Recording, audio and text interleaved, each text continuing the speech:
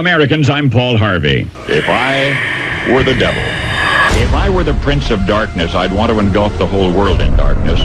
And I'd have a third of its real estate and 4/5 of its population, but I wouldn't be happy until I had seized the ripest apple on the tree. So I'd set about, however necessary, to take over the United States. President Kennedy has been seriously wounded by this shooting. I'd subvert the churches first. I'd begin with a campaign of whispers. With the wisdom of the serpent, I would whisper to you as I whispered to Eve. Do as you please. To the young, I would whisper that the Bible is a myth. I would convince them that man created God instead of the other way around. I would confide that what's bad is good and what's good is square. And the old I would teach to pray after me, Our Father, which art in Washington. And then I'd get organized. I'd educate authors in how to make lurid literature exciting so that anything else would appear dull and uninteresting. I'd threaten TV with dirtier movies and vice versa. I'd peddle narcotics to whom I could. I'd sell alcohol to ladies and gentlemen of distinction. I'd tranquilize the rest with pills.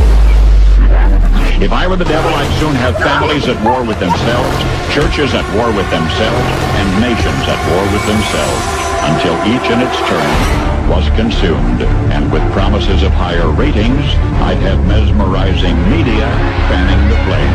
The President of the United States is racist. If I were the devil, I would encourage schools to refine young intellects, but neglect to discipline emotions, just let those run wild. Within a decade, I'd have prisons overflowing. I'd have judges promoting pornography. Soon I could evict God from the courthouse, then from the schoolhouse, and then from the houses of Congress. And in his own churches, I would substitute psychology for religion. I would lure priests and pastors into misusing boys and girls and church money. If I were the devil, I'd take from those who have and give to those who wanted until I had killed the incentive of the ambitious. I would caution against extremes. I'm here to warn people. You keep telling me to shut up. This isn't a game. In hard work, in patriotism, in moral conduct. I would convince the young that marriage is old-fashioned, that swinging is more fun, that what you see on TV is the way to be. And thus I could undress you in public, and I could lure you into bed with diseases for which there is no cure. In other words, if I were the devil, I'd just keep right on doing what he's doing.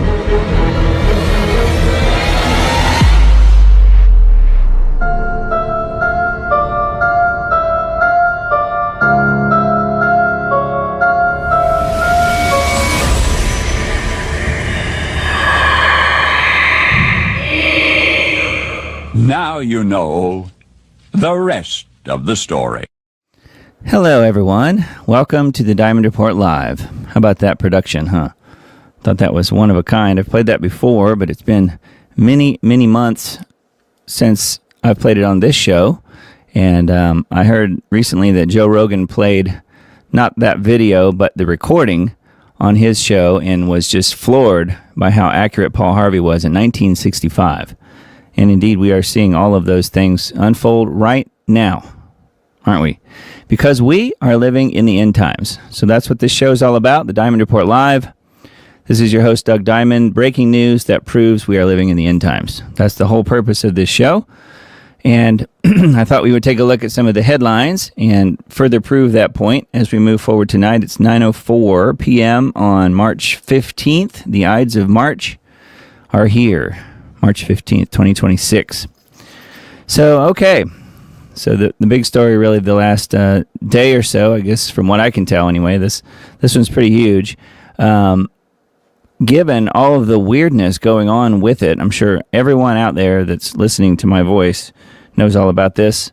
So I thought I would just mention it and won't spend a ton of time on it, but I do think that it's very interesting. Official Israeli video lends credence to the rumors that Netanyahu is dead.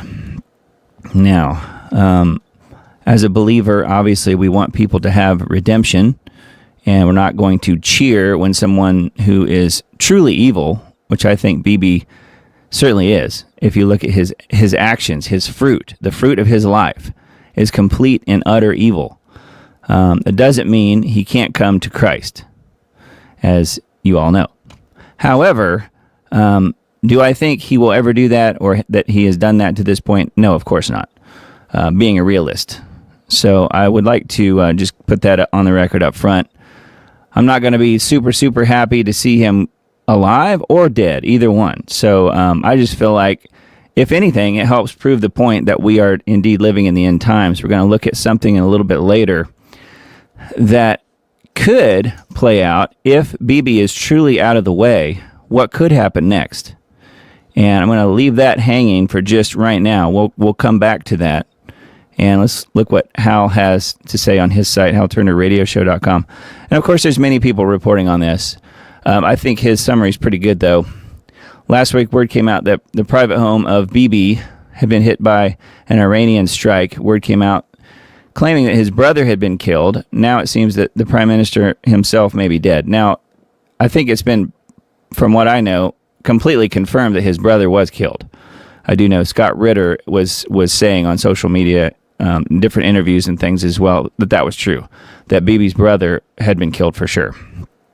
It says, here's just one example of the social media postings showing Netanyahu's home burning after the attack. I'll mute it here, but you can see it burning. And so I guess someone filming out the window right nearby. Below, former U.S. Marine and UN weapons inspector in Iraq, Scott Ritter, confirms the Netanyahu home hit and the brother was killed. That's embedded here. It's mostly, I think, just audio. Well, it's on the screen there too. But you can see the missile come in right there. Iran bombed Netanyahu's home, killed his brother, and then also struck the home of Ben Gvir. He is seriously wounded and may not survive. BBC claims he was in a car accident. Yeah, he was in a car accident by getting hit by a missile, apparently. Scott Ritter says his home is on fire. Maybe he crashed his car into his house. Yeah, that makes a lot of sense. Ben Gvir, there's so many different people here. I'm not exactly sure who Ben Gvir is, so let's have a look. Let's see here. Ben Gvir, I think he is an Israeli cabinet person. Israeli politician and lawyer who has served as the Minister of National Security since 2022. So there you go. Anyway, that is the other person that we're talking about here. Earlier this week, Israel issued an official speech by Netanyahu about the ongoing Iran conflict, and it's very evident the video was made using AI. So if you stop right there and look at just the fact that there was a video, there's no question, it's 100% confirmed that this video is at least enhanced with AI, if not completely AI. I've made enough AI videos myself to know what to look for. And this one is pretty badly done, honestly. I mean, just to look at it and to listen to it and not pay much attention, you might not notice. But if you are someone who's fairly diligent at looking at things closely, you can see really pretty easily. It says that several segments in the video, Netanyahu can be seen with 6 fingers on his hands. Yeah, and we'll look at that a little bit too here tonight. On other segments, Netanyahu's teeth on the bottom left, looking at him, so over here, disappear. And you can see that here. See, watch the teeth. See, there he has teeth. Now the teeth are gone. Now the teeth are gone. Now the teeth are gone. There he has teeth again. So that is clearly AI generated. I completely agree with that.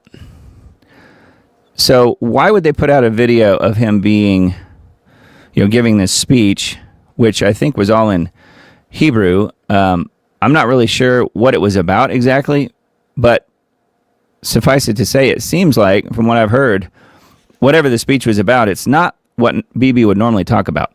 So that's also sort of an odd little thing to look at. So yes, you got the weird, 6 fingers generated. I don't think he's actually a Nephilim, but clearly the thing with the teeth and the fingers are really, really strange. So yes, probably a AI generated video. So and Hal's taking it a step further, saying they're going to have Weekend at Bibi's, going to be propping him up, and he'll be the life of the party. Well, almost. Anyway, so the video from a few days ago, this is dated March 13th. So whenever that video came out, clearly that one's AI. And then today, I saw this, they're calling it Coffeegate already. Israeli Prime Minister Netanyahu posts video confirming he's alive, but many internet users claim that it's AI. So this one is certainly a lot more difficult to pin down and say, yeah, it's fake. The only thing that I've seen that proves that it could be a little wacky is, watch his, well, you can't see it there. Hold on. Now this one, this video actually does have English translation there on the screen, which is helpful. Let me see if it's this one. The coffee doesn't spill, which is kind of unusual. You know, that's something, usually AI is really good. AI videos are really, really good at doing liquids, generating liquids. So I don't really find that to be that believable, that just the liquid aspect of it now proves that it's fake. I don't know that that's true. It seems pretty real to me, and he clearly holds up hands in front of the camera a couple times, and this one I think is covered up with the English translation. But let me see if I can find it.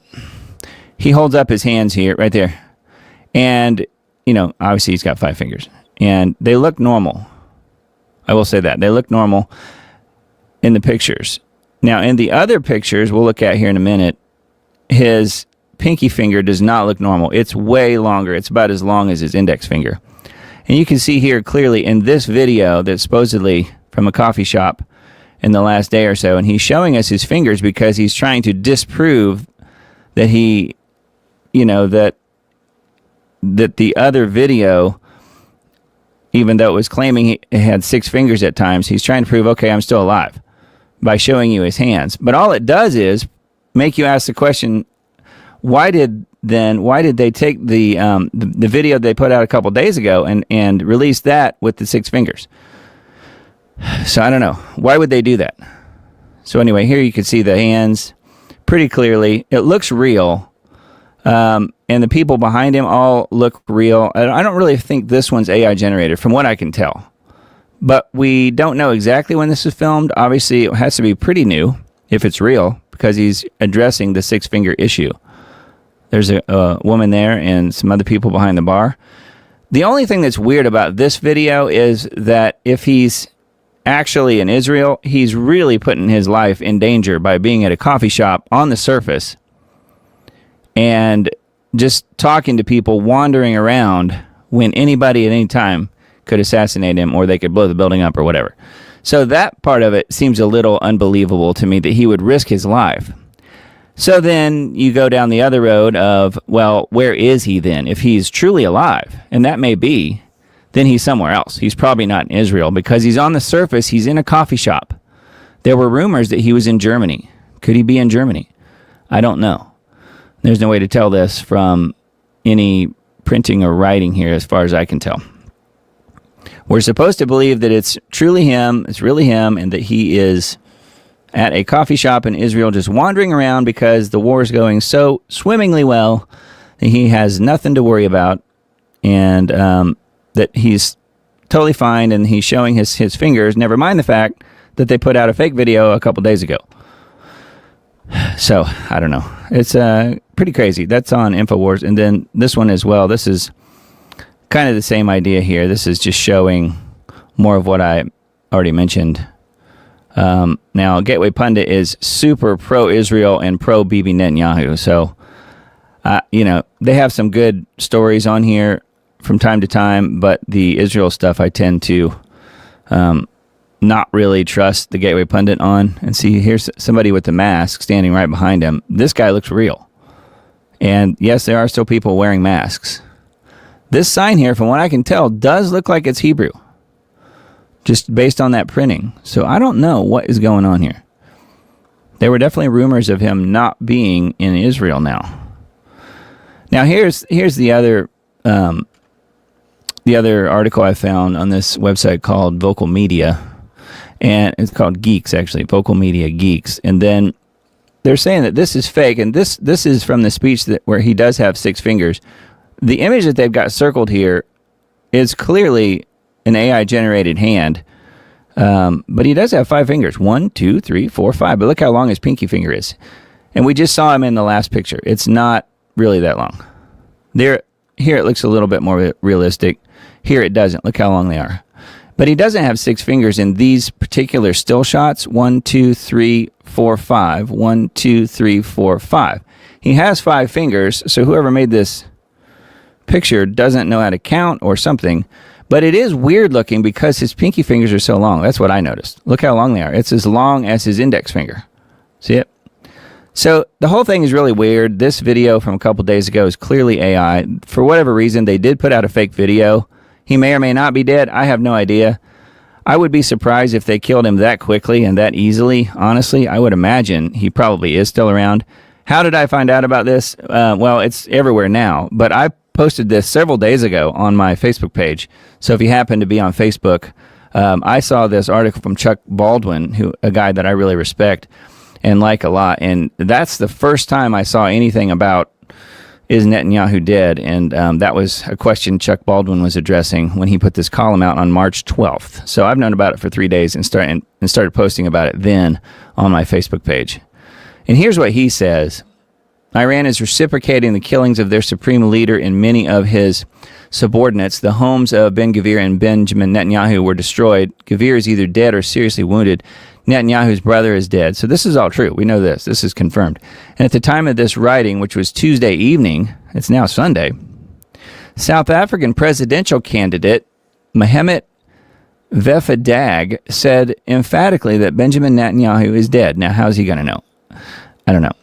As he and the Mossad chief, David Barnea, were meeting together when an Iranian missile destroyed the Mossad headquarters. So the Mossad headquarters got hit. Bibi supposedly was there, according to this presidential candidate in South Africa. So I don't know. The whole question there seems a little bit suspect to me. It says Barnea is said to be confirmed dead. Netanyahu is presumed dead. As I said, Israel is a total blackout of news coming out of the Zionist territory, so the facts are being well hidden, which means the destruction and body count is likely much greater than any of us in the West are being told, and the longer this war continues, the more devastating Israel's destruction will be. And that's what we were saying last week here on the show, was simply that we aren't being told the truth. Certainly not about what's happening in Israel, but not about what's happening to the American troops as well. We lost 6 more in this refueling tanker that went down in Iraq a couple days ago, and that puts the total at like 13 or so, something like that. So we're in double digits, supposedly, officially. But what's the real number? Is that the real number, or is it much higher? We don't know. So all we can go by is what we're told, unfortunately. So anyway, that is kind of the backstory on Bibi here. And we will come to an article here in a little bit that could explain, okay, if he really is taken out, whether it's now or later, what could be next? And I think it's really interesting. I found a pretty wild audio recording from a few years back that could shed some light on that. And it kind of falls right into what I've been saying all along, actually, as well. So we'll look at that in a minute. All right, Hal Turner Radio Show. One more article from his site. Pentagon reportedly moving Marine Expeditionary Unit to the Middle East.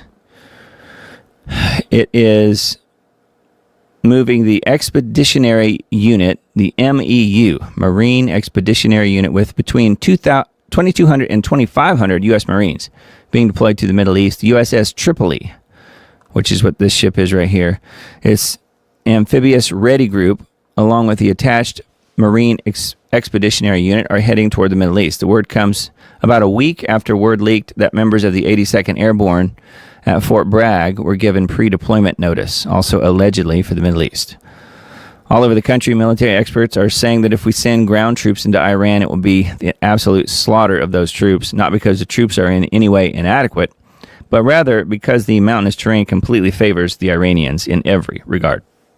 Yeah, especially those around the Strait of Hormuz. It's just basically a death wall. I mean, it's just straight up cliffs and not much of a beach right there. So any troops that try and go in there are just going to be sitting ducks, it looks like. So anyway, it says all over the country, military experts are saying if we send in ground troops, it could be a slaughter of those troops. This comes one day after numerous sources in the Middle East posted extraordinary claims all over social media that the Iranians used a drone swarm to overwhelm the defenses on and near the USS Abraham Lincoln aircraft carrier, which allegedly allowed an Iranian hypersonic missile to slip through the defenses and hit the flight deck, doing massive damage to the vessel. Well, it's been confirmed that that ship has been damaged. I'm not sure if that's what happened to it. But yeah, that is, from what I can tell, confirmed. So, and we're supposed to believe that only people were injured there. Rumors spreading today that the claims about the USS Abraham Lincoln is so badly damaged that it had to withdraw and is heading back to be put into dry dock. Yeah, and I think that was the other part of the story that I heard earlier today too, right from Hegseth, saying that it will be sailing back to dock for repairs. So clearly, something's going on here. We're not being told about too much of this stuff because, you can only get this information from alternate news sites like HalTurnerRadioshow.com, which is a good one for sure. All right, and then got a few articles from NeedToKnow.news. Max Blumenthal says Trump has opened the gates of hell and that Israel is in charge of the U.S. military. Max Blumenthal gives an analysis of Israel's goals and strategies in the war against Iran. The former Israeli IDF chief and one-time deputy prime minister, Benny Gantz, said that he would not exclude boots on the ground in Iran. He was asked if that would include Israeli troops on the ground. Blumenthal was appalled and asked who is Benny Gantz to determine whether there are American boots on the ground. It is obvious that Donald Trump is under Israel's thumb and that the U.S. military should understand that Israel will dictate when Americans will fight and how they will fight and how they will die. He said that the Israeli Prime Minister Benjamin Netanyahu and the Israeli military intelligence want Americans involved in a bloody, costly ground war because it will guarantee a U.S. presence in the region fighting Iran. So yes, getting us bogged down like another Vietnam, so to speak. Anyway, that is a NeedToKnow.news article. And a little bit more info and some embedded videos here as well. One of them says unavailable, been removed. So that one's on G. Edward Griffin's site here. I've got a few more from this site. CIA faces furious backlash for hiding Russian document containing potential cure for cancer for 60 years. Something that we've been saying for a while around here, that, cancer is something that they've known about and been able to cure for a long, long time. A newly surfaced document based on Soviet research was produced in February 1951, and the CIA had classified and kept it secret for decades. The summary of the Soviet scientific study that examined striking similarities between parasitic worms and cancer tumors was finally declassified in 2014. The researchers believed both organisms thrived under nearly identical metabolic conditions and accumulated large reserves of glycogen, a form of stored energy. They found that certain chemical compounds could target both parasitic infections and malignant tumors. So anyway, talking about how it was hidden. So there's some further information to be found out about cancer and how it was known about as far as the cures go for 60 years. Newly declassified CIA documents reveals that cancer cure was hidden from the public for 60 years. Yeah, parasitic worms, cancerous tumors thrived in similar conditions that could be treated with cheap and very available chemical compounds. Yeah. Not too surprising, is it? They hide it from us. They hide it because they want Big Pharma to make their trillions and trillions of dollars. Condition 1984, Flock AI cameras are surveilling nearly every American across the U.S. More than 80,000 AI-powered cameras made by Flock Safety are actively surveilling nearly every American as they commute to work, walk their dogs, and drive to church. Flock and companies like it are building the foundation for a surveillance state by installing high-tech AI cameras on every street corner, positioning them in every neighborhood, and even launching AI eyes in the sky through a drone network. More than 5,000 law enforcement agencies use the tech in 49 states, Alaska being the outlier. The technology has been weaponized in some instances. Earlier this year, Flock made national news when Amazon Ring doorbell company partnered with them to launch a campaign called Search Party to help find lost dogs. There was a backlash in response to Ring's AI that could find the rogue pets by tapping into everyone's doorbell cameras. Through Big Brother-style surveillance, Ring severed its partnership with Flock. See, they tell us that, but did they really? Resistance to Flock is growing. DFlock is a website and community that reports and maps out the locations of the cameras across the nation. DFlock states that a private company constantly spying on Americans without a warrant or consent is unlawful and very dangerous. So DFlock. It's a good name. The goal, no crime. Yeah, so this is a little background on that. I'm talking about Flock Alpha drones. Can travel up to 60 miles per hour, cover 50 square miles of territory, and even equipped with thermal night vision. Simply put, it can see and access everything and everyone. So, isn't that nice? Connecting with Ring, doorbells, and Amazon. DFlock terrorist resistance. So, DFlock is the actual website, dflock.org. If you want to have a look at that, that might be worth checking into. So, that is a organization that is against what Flock is doing. Let's look at that real quick. Welcome to DFlock, or DFlock, an open source project mapping license plate readers. Automated license plate readers are AI-powered cameras that capture and analyze images of all passing vehicles, storing details like your car's location, date, and time. They also capture your car's make, model, color, and identifying features such as dents, roof cracks, and bumper stickers, and often turn these into searchable data points. These cameras collect data on millions of vehicles, regardless of whether the driver is suspected of a crime. These systems are marketed as indispensable tools to fight crime, but they ignore the powerful tools police already have to track criminals, such as cell phone location data, creating a loophole that doesn't require a warrant. So they're showing this gray Toyota Tacoma here with that license plate and a back rack in the back here and a Raiders football sticker back there. So it's just an example. So something you could check into if you want. dflock.org is where that is. Might be worth having a look. I didn't know about that myself until I just read that last article. All right, I think Candace is doing good work here, and I tend to agree with what she's saying here. Donald Trump has betrayed America. Candace Owens says that Charlie Kirk was the first casualty of the war with Iran, as he opposed it and was an obstacle. She criticized President Trump for promising no more forever wars and marketing himself as the peace candidate when he was campaigning, and then betraying Americans by breaking his promise, which is exactly what he's done. He will tell you that they're not at war, though, with Iran. Gaslighting. She added that both parties, Democrat and Republican, are traitors to the American people. She discussed the depopulation agenda and the desire by those in power to control procreation and death. Many more issues connected to the war were also covered. So that was a good video. I watched that myself, actually. So it's embedded here. First casualty of war, meaning the truth. And then dives into some of the craziness going on as well with Erica Kirk.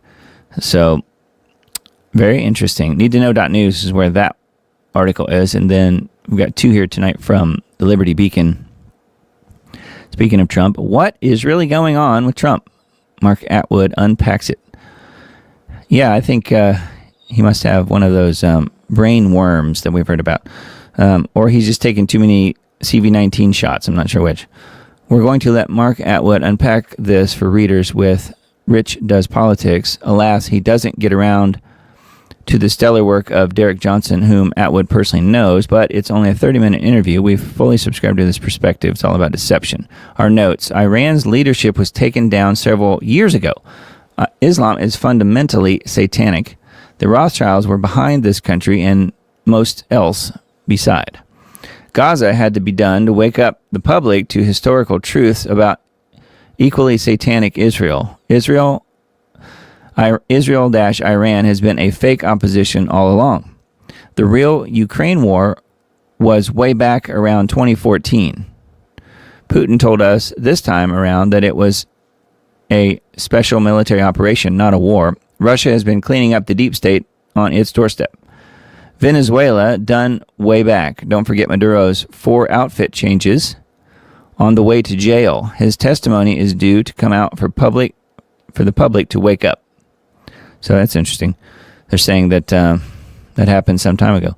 Cuba, Canada, Greenland, etc. The future's already been laid out for us. We just don't know precisely what it is yet. So I thought that was kind of interesting. I have not listened to this, but feel free to take a look at that one if you want. TheLibertyBeacon.com is where that one is. And we'll link to all these articles in my Substack post that I put out probably Tuesday this week. Tweets of the weekend. Satanic, the lot of them. Tweets not to miss. Here's Bibi with the 6 fingers. Pakistan has joined Iraq, Iran, and Mexico in burning the child trafficking demon Baal with the Star of David on his forehead. The crowd said it symbolized opposition to Israel and global Satanism. There's the Baal effigy here that they're burning.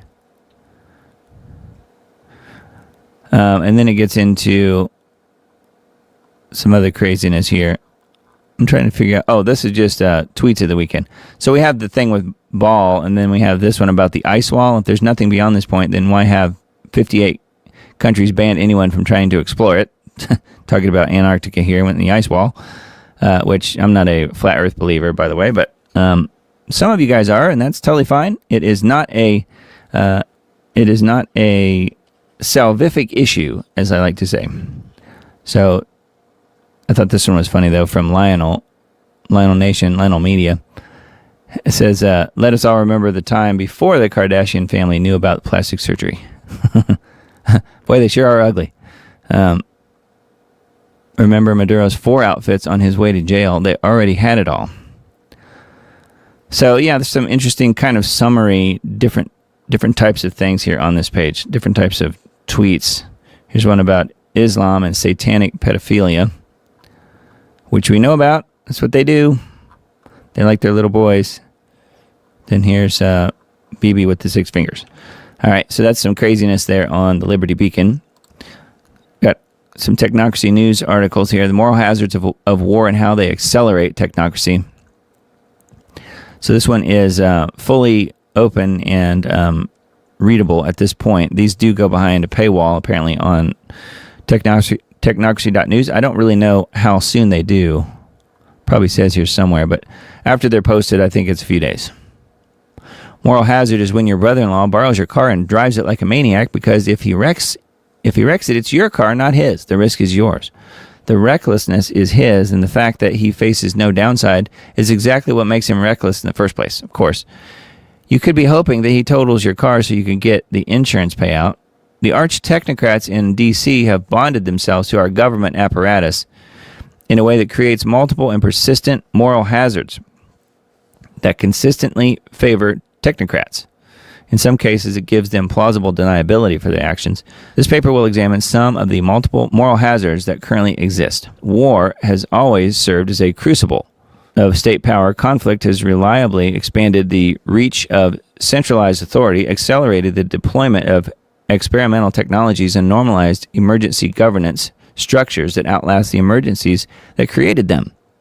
What's different today is that the beneficiaries of war are no longer simply generals and munitions makers. They are data scientists and AI engineers, surveillance architects, and the venture capitalists who fund them.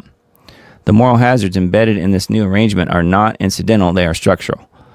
And they serve, whether by design or consequence, the advancement of technocracy. Moreover, the technocrats have been egging bureaucrats on to make a cover for their own agenda.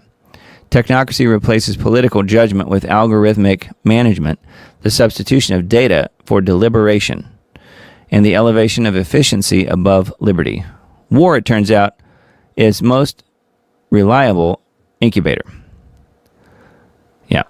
Anyway, further info on that article, technocracy.news. Happy birthday, America. Now, hand over your sovereignty. Yeah, so this is the big year. July this year will be 250 years. No civilization has ever made it that far, or beyond that, I should say. So what does that say? Are we living in the end times? The 250th anniversary will sport celebrations everywhere as technocracy and technocrats slither around to provide the exploding cake. The war with Iran provides emergency powers to do unthinkable and unspeakable things to our nation. Americans are already in a state of shock with the uncertainty of war, which is the perfect scenario for technocrats to practice the science of social engineering. That is the definition. The four-word definition of what is technocracy. It is the science of social engineering. Will Jan LeCun provide the next breakthrough in AI? Mark Zuckerberg just lost his chief AI scientist, who is pursuing a $1 billion startup to get AI right. At 65, investors are betting on LeCun, and it's L-E and then C-U-N. He says that LLMs, which are large language models, are at a dead end and increasingly resistant to new breakthroughs. Instead, he says the future of AIs rests on meaning rather than selecting the next word. If an AI can visualize an object or an interaction, the question to ask is, what does it mean? The answer to that question will deliver the correct response. This would be revolutionary. Yeah, I'm not so sure I want that. I don't know about you guys. Anyway, this is the guy that they're talking about here. This article apparently has gone behind the paywall already, but you can still listen to it by clicking the little listen button there on the article if you're so interested. Rats are jumping ship. Is the Iranian regime relocating to Canada? I think they may have already, don't you? This is not an overnight development that just happened in the past 2 weeks after the Trump administration and Israel launched attacks on Iran. Reports were emerging in January that even while Iranian citizens fed an uprising that led to the murder of roughly 40,000 of them at the hands of the Iranian regime, members of the regime have been quietly relocating to Canada. A news site called Justice in Conflict reported in January that in 2021, the Tehran police chief was spotted at a Toronto area gym. In 2024, it was reported that 700 Iranian nationals linked to the Iranian Revolutionary Guard Corps, the IRGC, resided in Canada. The same group has been designated as a terrorist entity by the Canadian government. That same year, 5 Iranian regime figures faced deportation back to Iran. Now, thanks to X, we have almost real-time proof that the IRGC rats are fleeing the ship. So here is a video that's embedded here from X. It says, of course, it would be easy to make a lot of assumptions based on a video that can be very well taken out of context, but then there's this post from X that corroborates the initial X post that went viral. I guess that's what this one is. That's who we're supposed to be looking at here, I guess. Breaking: Iranian regime officials and clerics are reportedly starting to flee Canada out of fear of regime collapse. So you can see the people with the bathrobes on. When the Islamic regime collapses in Iran, its rulers will try to flee to Western nations where they will continue spreading their radical ideology. So, and then further information here on this article. We have a name of this Iranian official. I won't try and pronounce it. So apparently that's, according to Canada's Melissa Lantsman, member of Canadian Parliament, that's who this person is. I guess what she's talking about here. So they're showing up in Canada and have been for some time, I guess. So that's pretty wild. Wonder if they can run the war from Canada, do you suppose? That's on PJ Media. So I pulled this up because, well, it's interesting because it's Bigfoot after all, but it's weird. I remember years ago, I've been watching, you guys know who Dutch Sense is, the earthquake guy, on YouTube for many years. And he proved over and over again, I forget exactly what the connection was, but whenever Bigfoot sightings are in the news, within a few days of that, something big happens. And so I just happened to be perusing the news earlier today, and guess what? 8 Bigfoot sightings are in the news. 8 Bigfoot sightings rock Ohio in just 5 days. What? So I'm not really that interested in the Bigfoot sightings per se, because I personally think that it's real. I think Bigfoot is related to the Nephilim somehow, the demonic activity somehow. I don't know. I don't pretend to know. But to me, it's the more interesting point here is the fact that there are Bigfoot sightings being reported, and it's making the news. And the next step is something big is about to happen. I don't know what that is. But there is a corroboration between those two somehow. And that's something that Dutch Sense talked about for quite a few years. So anyway, this one says, reports of possible Bigfoot sightings in Ohio have grown to 8 separate incidents over a 5-day span between March 6th and March 10th, according to the information compiled by the Bigfoot Society. The organization said the series of reports began earlier in the week, with the first 6 sightings drawing widespread attention online before 2 additional reports were logged Wednesday. According to the Bigfoot Society, these sightings have been described as high credibility reports submitted by witnesses who claim to have encountered a large, unidentified creature in different parts of the state.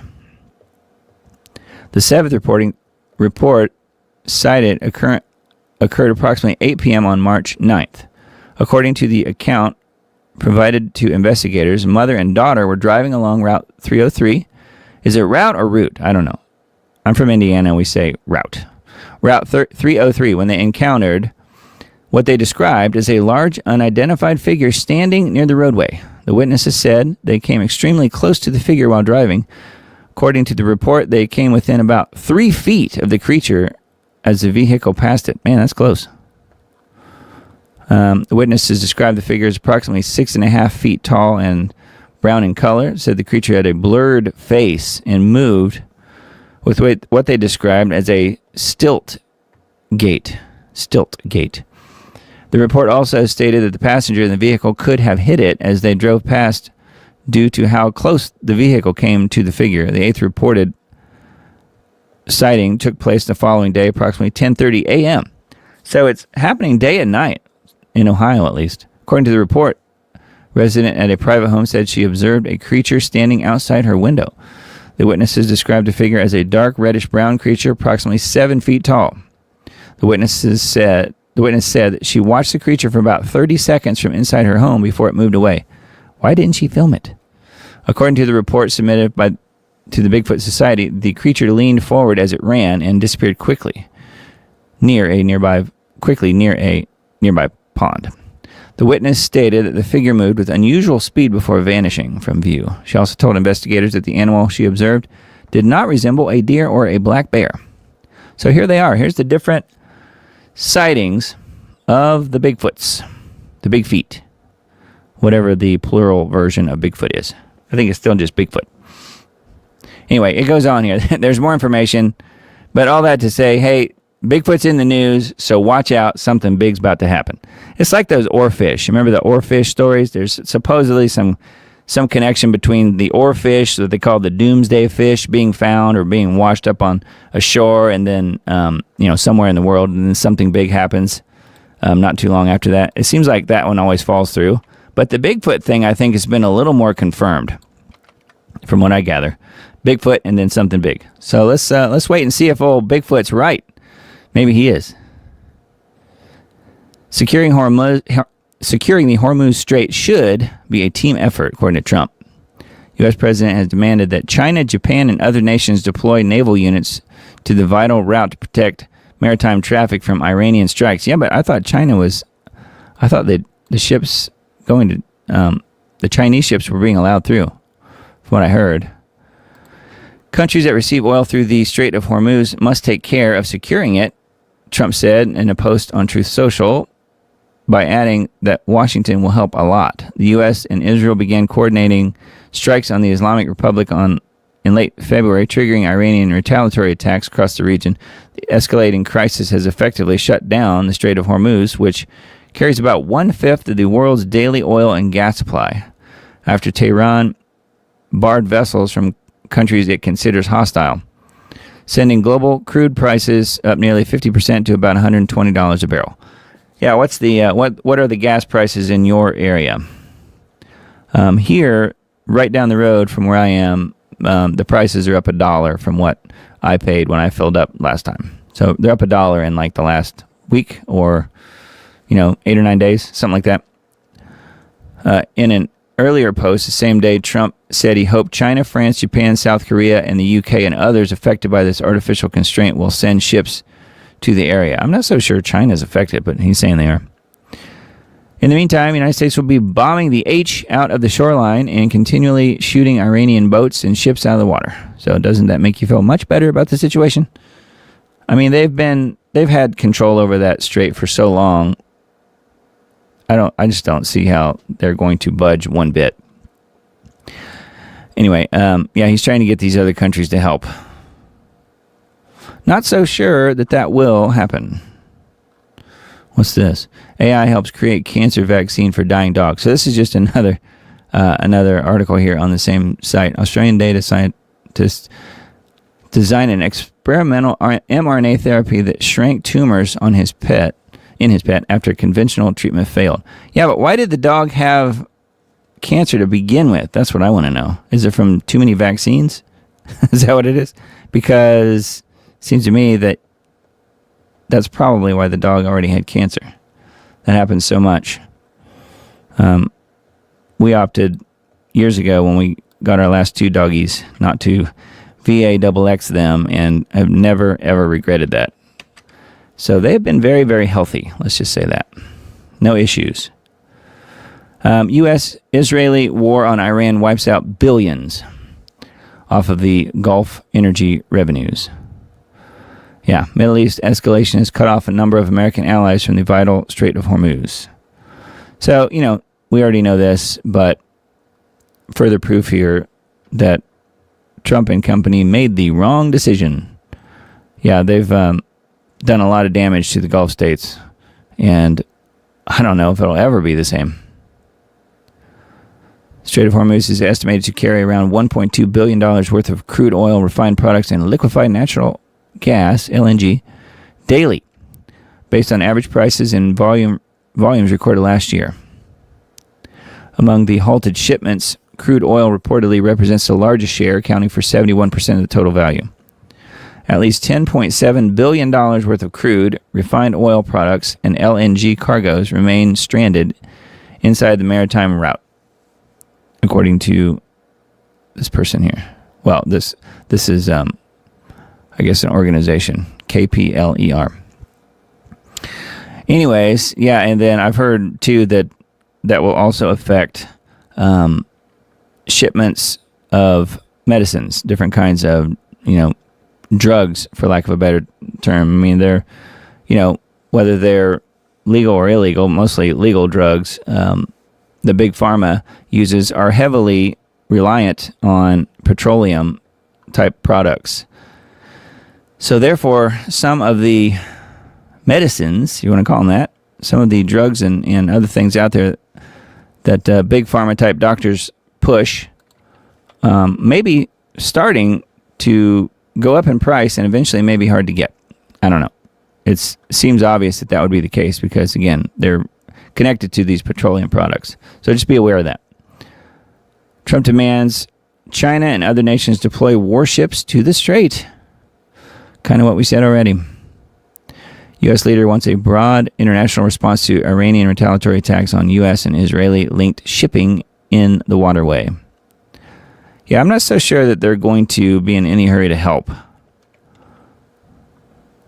So, anyway, that one is a RT article. Got several from that site tonight. Ethiopia landslide claims 70 lives. Heavy rains have triggered a disaster zone in the Gamo zone, displacing thousands and damaging 190 homes in Ethiopia. At least 70 people have died after landslides triggered after heavy rainfall struck parts of southern Ethiopia's Gamo zone, local authorities said on Friday. The deaths were reported across several districts, with Degame among the hardest hit. Search teams were continuing operations at the disaster site as authorities work to recover bodies from the debris. 70 people have died in an accident involving landslides. Wow. So sad. Anyway, I just wanted to mention that just because that is not something you're going to hear really much of anywhere else. It is on RT. That's where I found it. I'm worried about Tucker Carlson's safety, according to John Kiriakou, who is a whistleblower. U.S. journalists could pay the price for calling out important people, CIA whistleblower has said. Yeah, I hope Tucker gets him some good protection. I'm not sure if he's got any. I've heard that he doesn't have much. So they might try and Charlie Kirk him too. It's hard to say. The life and freedom of U.S. journalist Tucker Carlson might be in danger, CIA whistleblower and host of the RT program called Deep State, John Kiriakou says. Carlson claimed on Saturday that the CIA is preparing a criminal referral against him to the U.S. Justice Department. What is the crime? Well, talking to people in Iran before the war. They read my texts, he said, in a video published on X. Wow. The former Fox News star said that he will apparently be charged under the Foreign Agents Registration Act. However, he added that he does not expect this to go anywhere because he has never taken any money from another country. He is a member of the press. He can do this type of stuff. He could go interview people and talk to people. But they don't like what he says and the conclusions that he comes to and the fact that he's anti-Israel.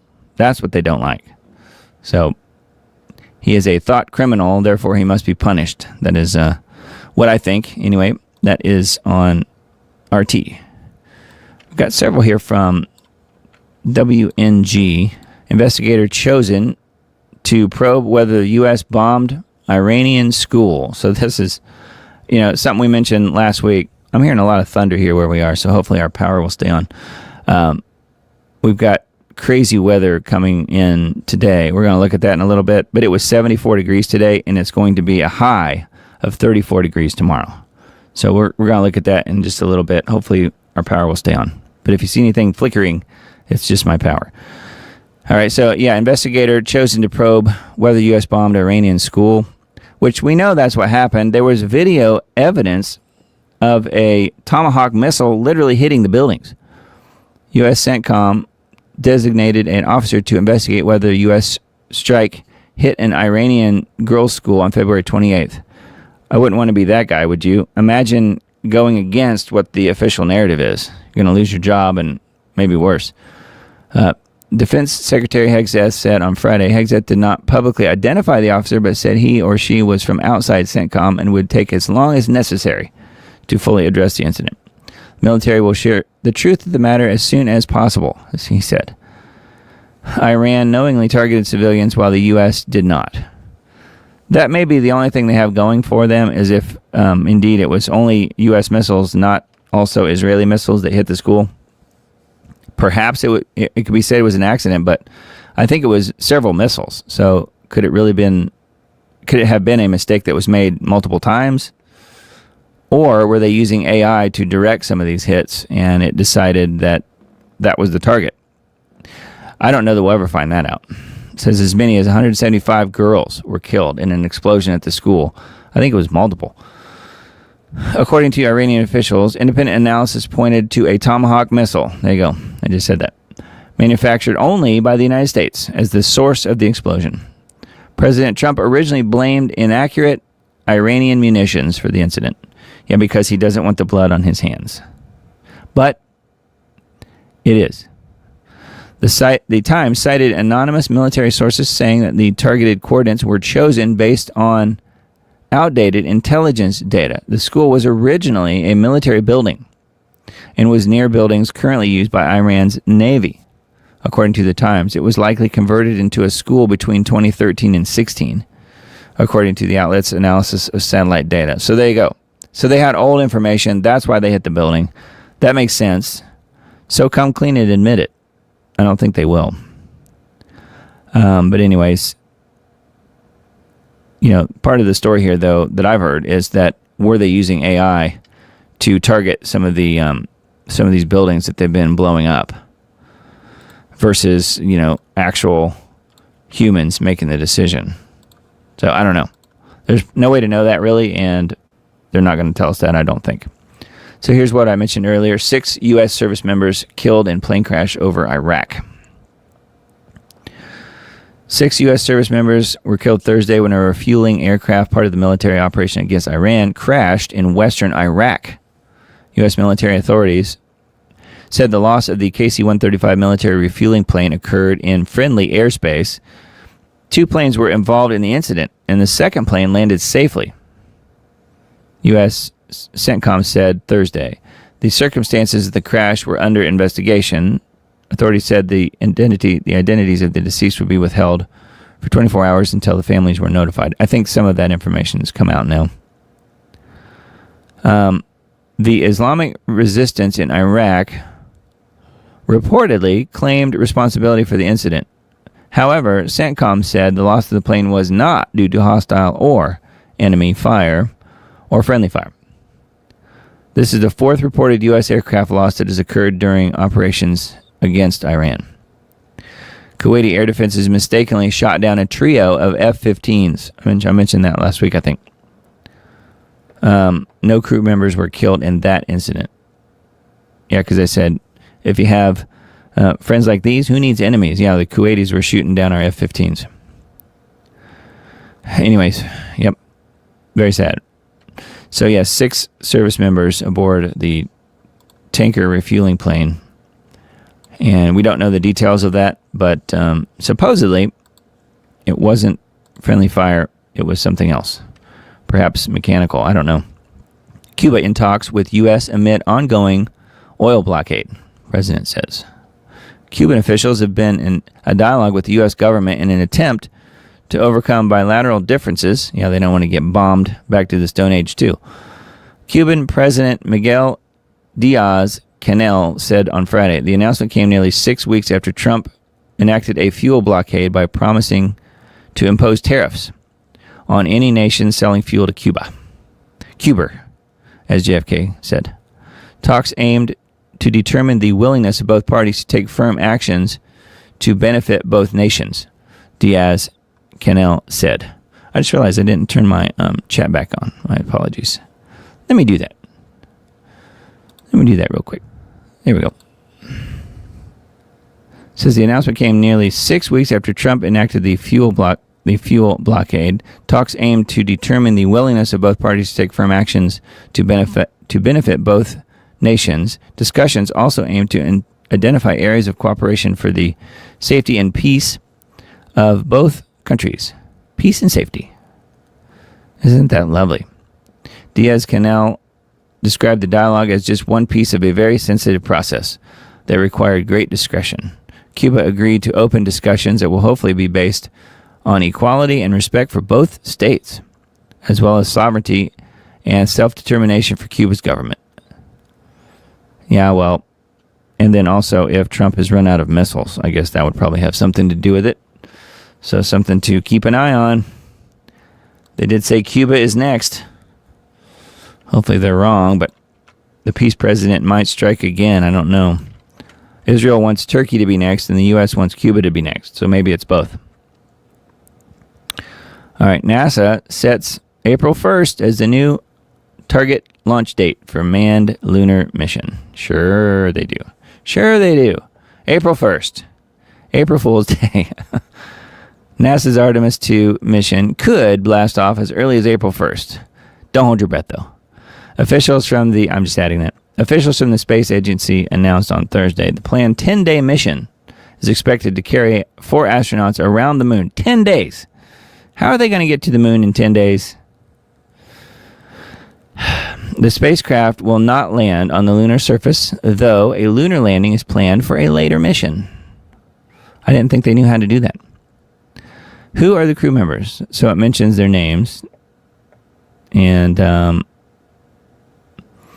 Artemis 2 will be NASA's first crewed flight test of the space agency's new Space Launch System rocket and Orion spacecraft.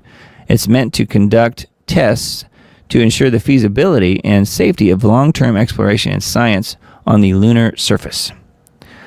Wasn't it supposed to launch earlier this year? The space agency originally planned to launch the mission in February, but it was ultimately grounded until at least April due to dangerous hydrogen fuel leaks and a helium system malfunction. Yeah, plus also they had freezing temperatures as well in Florida at different times. So I think that helped to push it back as well. I don't think this is going to happen. I think they'll find other excuses to not send this. If they do launch, yes, they can get to low Earth orbit, and that's it. Can they go any farther than that? No. Because remember, in 1971, astronauts supposedly were driving cars on the moon, four-wheelers.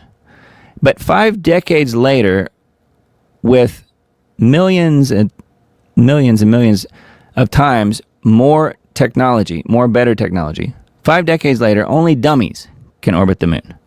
So talking about orbiting the moon, only dummies can do that because they have to send the dummies through the radiation belt so that they know what happens, because humans can't live through it. And yet, in 1971, they figured it all out and how to get cars on the moon. Those two pictures are courtesy of my good friend Bart Sabrell. He sent those to me and had me put that graphic together for him for his, I guess you could say, article or press release that's getting ready to come out about Artemis.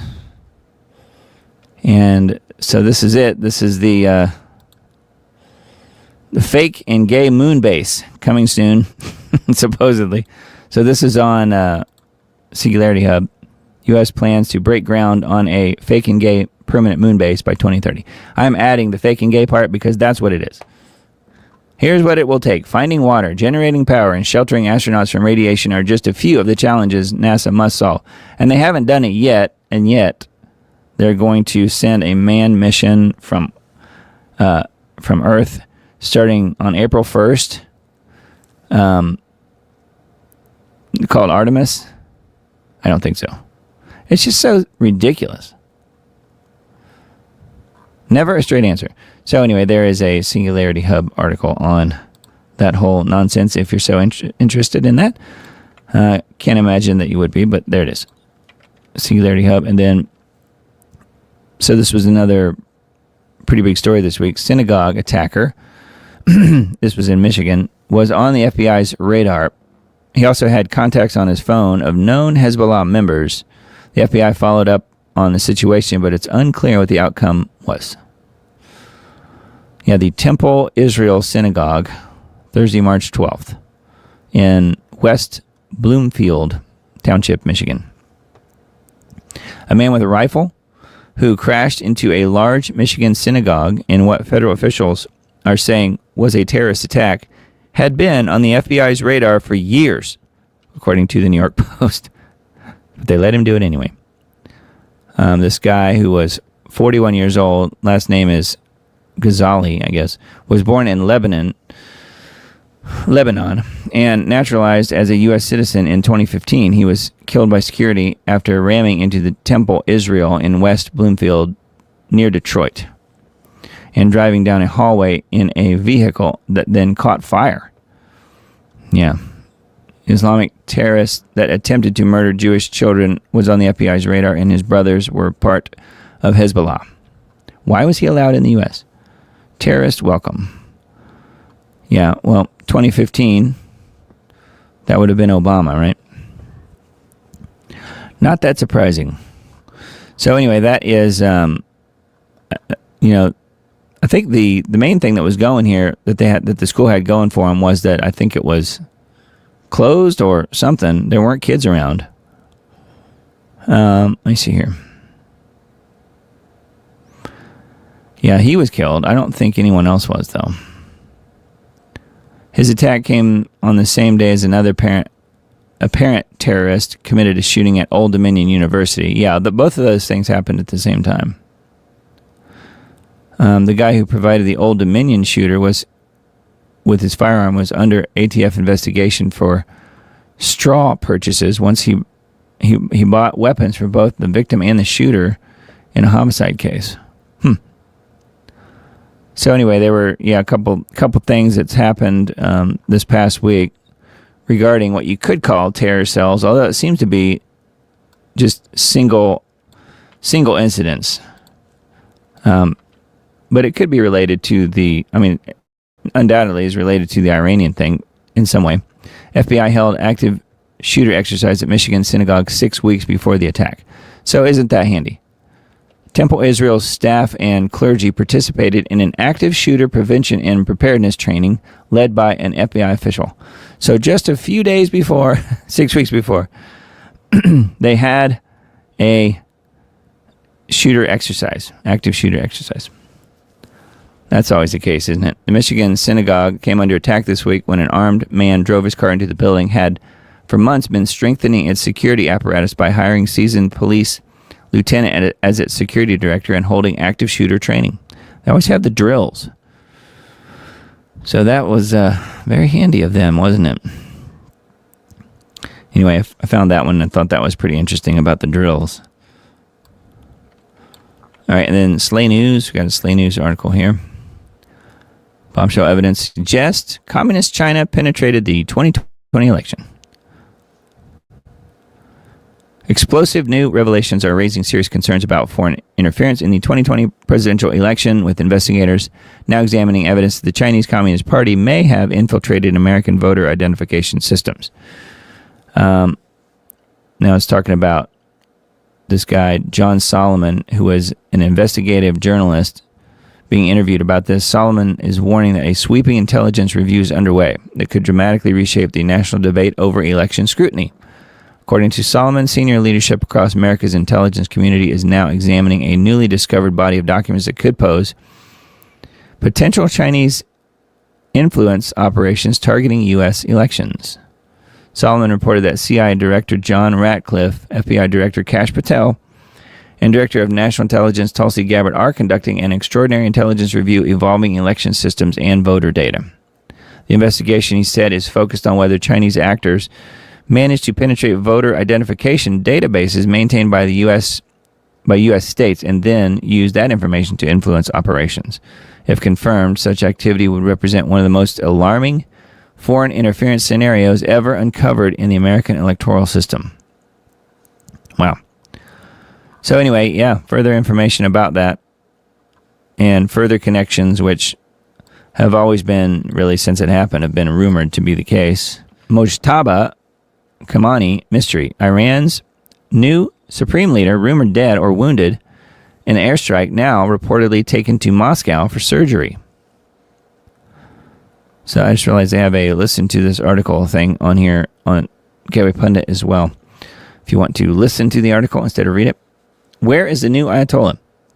Depending on who you choose to trust, the new Iranian Ayatollah is well and in control of his country, slightly wounded with a broken leg and facial lacerations, or badly wounded, lost a leg, and is, quote, disfigured, in a coma, or as U.S. President Trump said, not alive.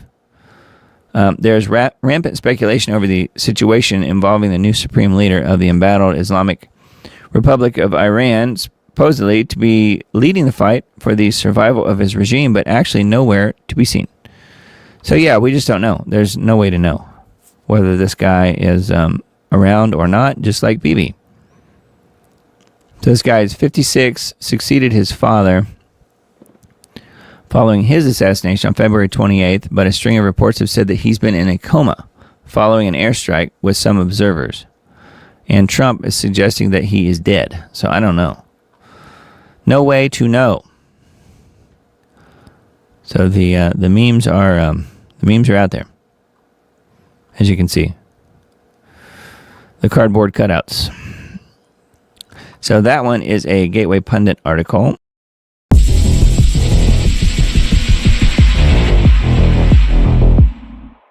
According to Hebrew scripture, the 35 acres of land in southeast Jerusalem, known as the Temple Mount, was originally a threshing floor for processing grain and was purchased by King David for the purpose of building an altar.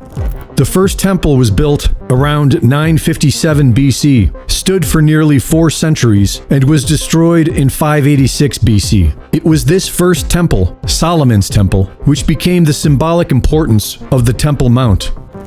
The Zohar and Kabbalah describe how the demon Asmodai taught Solomon how to control demons, which is how he built the temple. The legend of King Solomon is arguably the foundation of all Western occultism. Compiled in the 17th century from ancient sources, the Lesser Key of Solomon features a catalog of 72 demons, each with a name, a specific set of powers, and a unique symbol so that one can call upon them, as Solomon once did. This tradition of demonology continued on famously with Aleister Crowley in the 20th century and can be seen in the highest levels of Western government today. The Second Temple was built around 516 BC and was destroyed by Rome in 70 AD. The Romans then built a temple to Jupiter on the site. The city was renamed and Jews were forbidden entry. After the Roman Empire transformed into the Holy See, the Temple Mount became a garbage dump until 637 AD, when the second Caliph of Islam conquered Jerusalem and reportedly cleared the area of refuse with his own hands. Decades later, the Al-Aqsa Mosque was constructed and still stands today. In 1099, the armies of the Crusade captured Jerusalem, and for nearly a century, the Al-Aqsa Mosque became headquarters to the Knights Templar, until 1187, when Islam recaptured Jerusalem and the Al-Aqsa Mosque was restored to Islamic worship. Cyrus Ingerson Schofield was a disgraced lawyer accused of forgery and fraud, who abandoned his wife and children and went on to become pastor of the First Congregational Church in Dallas, Texas in 1882. In 1896, Theodor Herzl published Der Judenstaat, the Jewish State, which argued that Jews constituted a nation and required a state of their own. Cyrus Schofield received financial support from Samuel Untermyer, a prominent Jewish Zionist, and Schofield's connection to the wealthy lifestyle of the Lotus Club in New York City. In 1909, with the prestige of Oxford University Press, a reference Bible was published, with Schofield's own notes printed in the same physical space as the biblical text itself. An ideal format to psychologically fool the reader into thinking these radical ideas are sacred text. Radical ideas such as, in order for the second coming of Jesus Christ to arrive, a specific sequence of events must occur. The modern return of Jews to the land of Israel, the rise of a world dictator, the destruction of the Al-Aqsa Mosque, and the construction of the Third Temple of Solomon in its place. In 1917, after the British conquered Palestine, Foreign Secretary Arthur Balfour sent a letter to Lord Walter Rothschild, a Zionist leader of the British Jewish community and member of the Rothschild banking family. The letter stated, "His Majesty's government view with favor the establishment in Palestine of a national home for the Jewish people." The League of Nations formally granted Britain the Mandate for Palestine in 1920, and on May 14, 1948, the United Nations planted the official flag of Israel into parts of Palestine, forcing about 700,000 locals to leave. After the Six-Day War of 1967, Israel conquered more of Palestine, including East Jerusalem and the Al-Aqsa Mosque. That same year, the new Schofield Reference Bible was published, and evangelical grifters hailed it as prophetic. The Schofield Reference Bible became arguably the single most influential religious text in American Protestantism after the Bible itself. It shaped the theological formation of generations of pastors and evangelists. By the mid-20th century, millions of American evangelical Christians had been shaped by a theological worldview in which the modern state of Israel is a fulfillment of biblical prophecy, and in which opposing Israel's territorial claims is the equivalent of opposing God. Greg Reese reporting. Democrat representative claims that he opposes the Save America Act because women are just too darn busy to get IDs. Does anyone really believe these people? It's so insane. An interview on MSNBC's Politics Nation with Reverend Al Sharpton, well, no wonder, Democrat Congressman Andre Carson of Indiana says he opposes the SAVE Act, the Safeguard American Voter Eligibility, because women are too busy to get IDs and prove citizenship before voting. Carson was on the show launching his re-election bid for Indiana's 7th congressional district. So it's those crazy Hoosiers again. Yeah, he's thinking that women are just too darn busy to get IDs. And they don't have any way of doing that to prove their citizenship for voting. Total insanity. So anyway, here's the interview where he goes into that. The legislation is necessary to prevent non-citizens from voting and safeguard election integrity, which is the last thing Democrats want. And there's some Republicans too. Actually, quite a few of them don't want any accountability for their crimes. Okay, insane videos. Japanese food truck owner drives burning vehicle across city streets towards the fire station. Oh, well, he was just going to the fire department so they could put the fire out, I guess. What in the world? There are things that could only take place in Japan. Videos are going viral on social media regarding a very unusual incident that took place on Thursday in Kumamoto City, Japan. The owner of a sweet potato food truck caught fire and decided to drive the vehicle to the fire station, dashing across the city in a blazing truck. So you don't believe me? Here we go. There he goes. Down the road. Holy cow. The Japanese owner of the sweet potato food truck decided to drive to the firefighters himself rather than endanger anyone else. So he drove across the city in a burning truck. I mean, it looks like maybe an episode of Dukes of Hazzard or something. I expect him to jump over some huge ravine or something. According to the fire department, the truck for the sale of baked sweet potatoes was driven by a man in his 70s and was able to reach the Nishi fire station. I wonder if they got it put out before it exploded. The blazing truck careened around a bend, music blaring. Wow, he was rocking out too. And lights twinkling from its vendor trade. Thick plumes of smoke spiraled off the truck as it continued down the highway at high speed. The lucky driver escaped unharmed as the local firefighters extinguished the fire. So I guess they were ready for him. The van was burnt to a crisp, leaving behind only a blackened skeleton. One commentator on X quipped, "Japanese society is so civilized that the fires simply drive themselves to the fire station." Wow. There was a little doom break for you. I thought that was pretty good. Yes, here's one on the death shot. We know what that was. Wall Street Journal says more Americans under 55 are dying of severe heart attacks, but scientists still pretend that it's not the CVVAXXs. How could it be? They're safe and effective. So anyway, this is on Wine Press's Substack. Looking to see if there's anything else. Here's the toilet paper fortress. On the 6th anniversary of the COVID pandemic, the world is being thrust into a new catastrophe and climate lockdown with oil shocks caused by the war in Iran. Crisis Economics 101. This latest war is the next leg of the Great Reset launched in 2020, as the world faces supply chain and energy shocks echoing the pandemic. Yeah, that's a good point. The supply chain that this closing of the Strait of Hormuz is going to and already has affected is just the same. It's exactly like the whole COVID thing. It's crazy to think, but yesterday on the superstitious Friday the 13th marks the 6th year anniversary of when President Donald Trump, during his first term, declared the COVID-19 an emergency. Yeah. We remember it well, don't we? But we would rather forget it. So here's a rewind here to to all of that. Imagine a VAXX so safe you have to be threatened to take it. And we had the high school kids in the tents. It has been 2,190 days to stop the spread, not just 30. So it's going on here a little bit about the World Economic Forum and all that.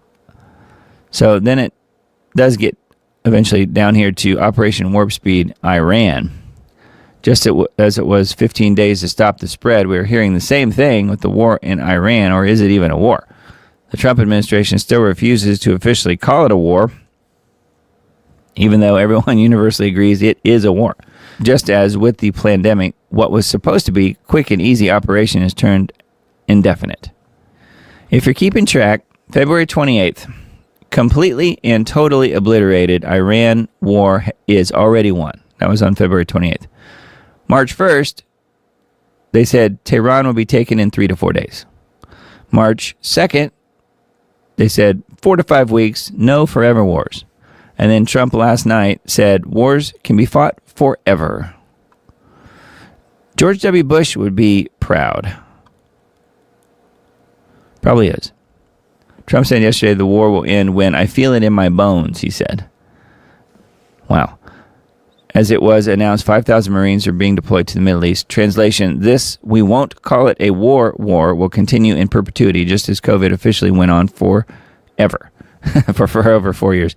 Just as the Russia-Ukraine special military operation would be over in a month, and Ukraine is finished, the internet military experts have repeatedly told us, while there is no pandemic to worry about, what we do have is a serious energy crisis brewing caused by the war in Iran, and if this does not stop immediately, the ramifications are going to plunge the world into a supply chain breakdown and resource issue.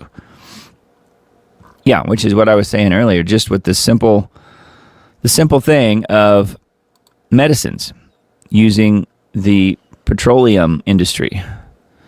Literally, I mean, that was how it was founded decades ago. On the petroleum industry, and it's still using it today. So yeah, once the petroleum is shut off, the medicines are shut off. Oh boy. Anyways, yeah, it looks like idiocracy. Trump endorses Jake Paul for political office. That is totally idiocracy. Says, this country is a joke. Trump completely and totally endorses Jake Paul for political office. Well, he must be on the right side of Israel. Otherwise, he never would. Yep, there we go. I told you. Mazel tov, yes, I'm Jewish. So, of course he is. He's got the little cube thing on his head and everything. So he is a perfect person for Trump to support. Anyway, that's just a few of the most recent articles on the Wine Press. Pretty good Substack. Okay, and then Operation Epstein Fury. It's Jeffrey's war. Nobody asked for this war, but somebody sure needed it. Amen to that. This is on Wise Wolf. War is a game none of us should be playing. Bill Clinton sat for his deposition on February 27th. He raised his right hand, swore an oath before the House Oversight Committee, and spent several hours answering questions about why he treated Jeffrey Epstein's child trafficking airline like a municipal bus route. The deposition videos were released to the public. America watched a former president try to explain away decades of flight logs with the energy of a man returning a rental car with a dent. He's hoping that nobody notices. I saw nothing and I did nothing wrong, Clinton told the committee, which is technically a complete sentence and also the least convincing denial since Pete Rose swore he never bet on baseball. So hopefully my power is going to stay on. I'm hearing things kind of flicker and flash around me. Hold on one sec. Let me make sure we're good. I think we're still okay. Let me know in chat if you guys are experiencing any dropouts of anything, because I'm still hearing some strangeness occurring around where I am. Just some thunder and stuff. Obviously, I have a storm rolling through. America had questions, big ones, uncomfortable ones, the kind of questions that make billionaires call their lawyers and presidents call their generals. On February 28th, the United States and Israel launched a surprise attack on Iran that killed the supreme leader, his daughter, his grandchild, and over 1,000 civilians in a single morning. So we never really heard about that, did we? 1,000 civilians? Okay, thanks for letting me know, Turtle. Appreciate that. Yeah, so we didn't really know about that. We knew about the supreme leader and his family, but wow, 1,000 civilians in a single morning. The files have become an extinction-level event for the entire American power structure. Congressman Raskin told reporters that Trump's name appears more than 1 million times in the documents, not a typo. 1 million times. Wow. NPR proved the DOJ had deliberately removed FBI interview summaries about a woman who says Trump assaulted her when she was 13. Members of Congress who viewed the unredacted files were stumbling out of classified rooms looking like they'd accidentally watched a snuff film, saying things like, quote, just gross and tip of the iceberg, and a lot of these relate to Donald Trump. The House voted to subpoena Attorney General Bondi because her management of this situation can best be described as a woman trying to put out a grease fire with a squirt gun, while insisting the kitchen isn't on fire and the squirt gun is classified. The squirt gun is classified. And then the bombs. Bombs everywhere.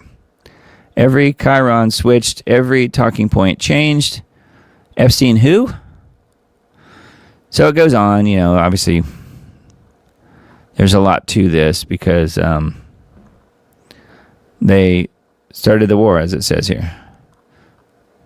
That's why we're calling it Operation Epstein. This is saying Operation Epstein Fury. I think there's a lot of truth to that, don't you? Leo Hohmann's Substack, NDAA signed by Trump, includes language making it easier to conscript American teens for overseas wars. Language that was slipped into the National Defense Authorization Act. So get ready for this one if you guys have sons or grandsons out there. Congress slipped language into its massive 2026 NDAA, National Defense Authorization Act, bill that automatically and involuntarily registers every young man for the military draft on his 18th birthday. This changed the law effective January of this year, so I guess retroactively, to make it easier for the government to mobilize young men for war through a military draft. The fact that this new law took effect just as Trump was angling for war with Iran, and now there is talk of potential escalations involving troops on the ground, is no coincidence, in my opinion. Again, this is Leo Hohmann's Substack. It has been known all along by military experts that ground troops would be needed to pull off a regime change in Iran. You can't simply bomb a regime out of existence. Fighting unnecessary foreign wars that benefit other countries is not in any way related to national defense or national security. And there is no provision for it in the U.S. Constitution, but that has never stopped the neocon cabal running our government, with Vietnam as the most recent example. Ron Paul discussed this important issue Wednesday on his podcast, and it's linked here if you guys want to listen to that. If they can draft you, they own you, Ron Paul says, adding that tyrants need slaves. Who owns you? Who owns your child or your grandchild? Senator Richard Blumenthal, Democrat, Connecticut, said on Tuesday that the U.S. seems to be on a path toward deploying troops to Iran, comments he made after a classified briefing for members of the Senate Armed Services Committee. We seem to be on a path towards deploying American troops on the ground in Iran to accomplish any of the political and potential objectives. There is a coalition forming against the automized military draft. The 30 minutes you will invest in this video below is definitely worth your time. So that's according to Leo Hohmann here, and I would agree. I haven't watched it yet, but I'm planning to. Anyway, further information here, if you've got, again, sons, grandsons, I would say even they could expand it. So it could also be conscripting women and girls too. I don't know. This is only talking about boys here, but something to keep in mind. Just wanted to let you guys know because won't hear about it many places. All right, and another Leo Hohmann Substack. We did mention the school, the girls' school. Well, GOP Senator John Kennedy publicly apologizes for U.S. missile that hit Iranian elementary school, killing 175 schoolgirls and their teachers on the first day of the war. Yeah, President Trump and Secretary of War Hegseth tried to blame the deadly missile strike on Iran and still haven't acknowledged the truth of who was responsible for the carnage. Well, they have a special person looking into it now. We read that earlier. U.S. Senator John Kennedy, Republican of Louisiana, apologized on Tuesday for a strike on an all-girls school in southern Iran that killed 175 schoolgirls and their teachers, and said it was a mistake. When asked on March 7th about the devastating missile strike killing the Iranian children, Trump, without having any information to back it up, blamed it on Iran, claiming that Tehran's missiles are, quote, very inaccurate. In my opinion, based on what I've seen, that was done by Iran, he said. Iran was very inaccurate with their munitions targeting, which is not true at all. But he will gaslight and do anything he can to make himself the story and to make himself look good.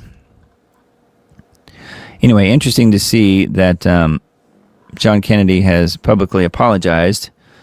Not that it fixes anything, but at least he said something, unlike the Trump administration. And also, the added bit of information that we mentioned tonight was that that particular building did used to be part of a military building. So that is why it was struck, although no one knows exactly. All right, and then I came across this one on Daily Crow. Lucky Larry Silverstein. Remember him? Larry Silverstein from 9/11 fame? Lucky Larry, we're going to call him that. Lucky Larry Silverstein just acquired the second tallest building in Los Angeles days before the FBI issued a warning of Iranian drone attacks in California, which, by the way, I don't think there was any evidence of that, but they did issue the warning. Iranian drone attacks in California. Lucky Larry purchased the Twin Towers 6 weeks before the 9/11 attacks. Yeah, and he had a $7 billion insurance policy covering terrorism. Wow. I don't know if you remember that, but that is the case. He and his two sons, who worked in the World Trade Center, were not there when the towers were imploded because they were running late that day. Yeah, and I guess this is the towers that he has recently purchased, the second tallest building in Los Angeles. So that building, it's part of the downtown LA skyline. I remember seeing it before. It's been there a long time. So something to watch for. Larry Silverstein acquired the second tallest building in LA days before the FBI issued the Iranian drone attacks warning in California. So I guess the next question would be, I wonder if he got any insurance policies covering terrorism on the building there. I don't know. Doesn't really address that. This is the one that I wanted to. I mentioned this at the beginning of the show, and I'm going to have to unshare and then reshare a different tab here. So let me do that, and we will play this clip. I think it's interesting because, to me, it kind of supports the idea that once Bibi is out of the way, what could be next? What could happen next? And I think it will surprise you. It did me. All right, so we've got the correct audio here shared, and let's go to it. All right, I'm going to back this up just a bit. 1614.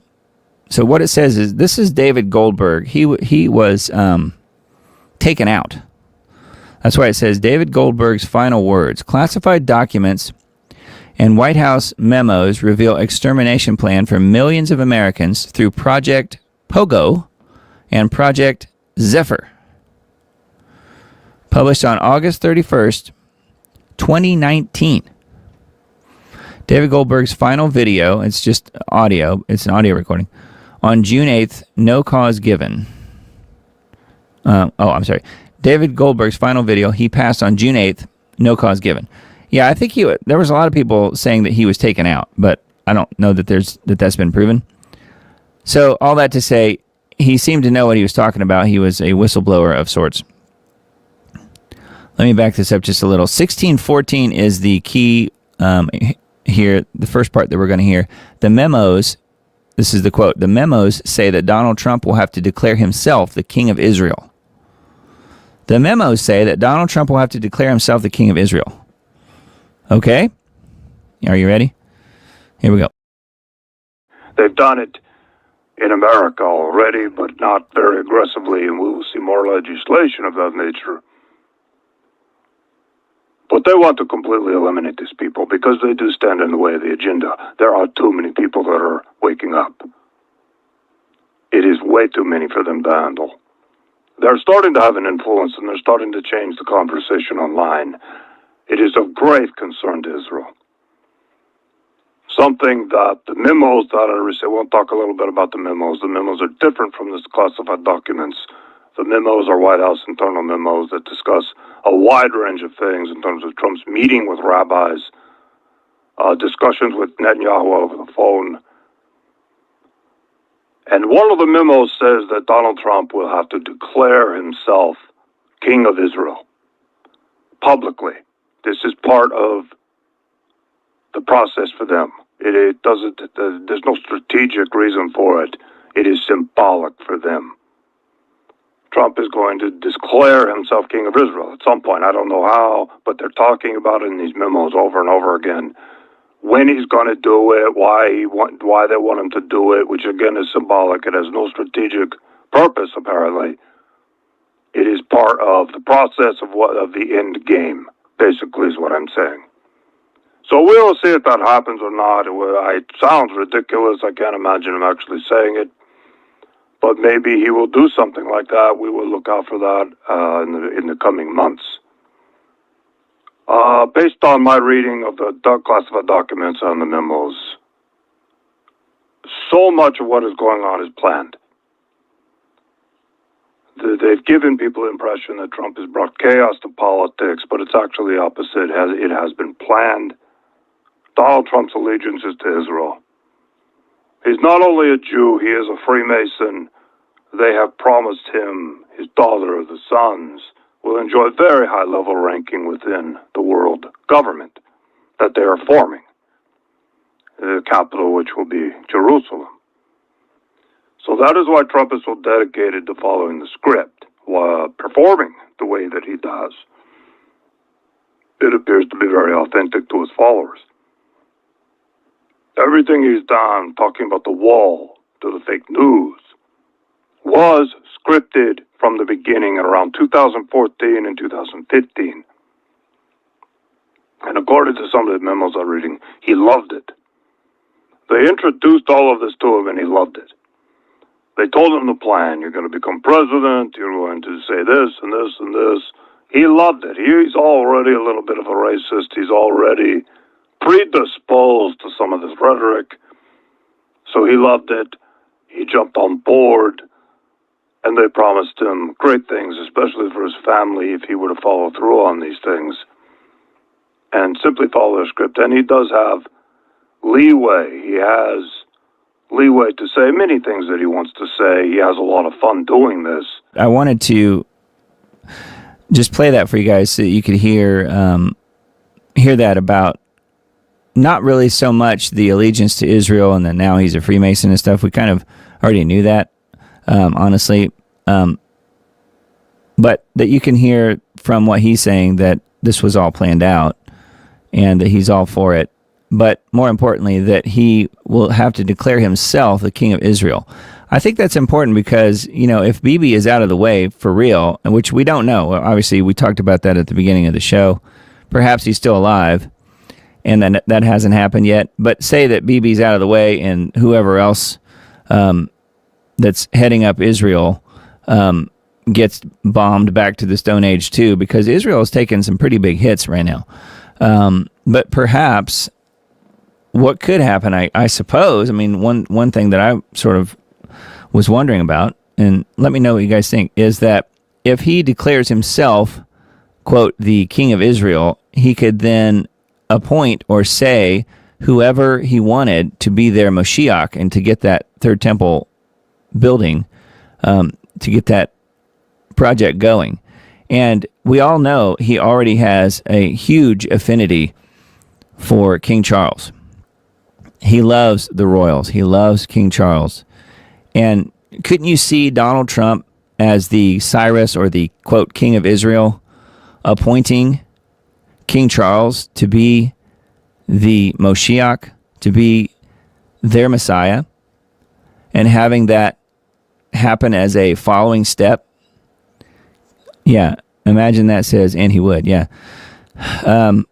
I personally could definitely see that happening. So if say Trump does appoint himself that magically, because the other people are out of the way, whether it's Bibi or whoever. And then King Charles steps in, and then, boom, we're off to the races. King Charles III, I believe, is the soon-to-be biblical Antichrist. I could see how that could all play out.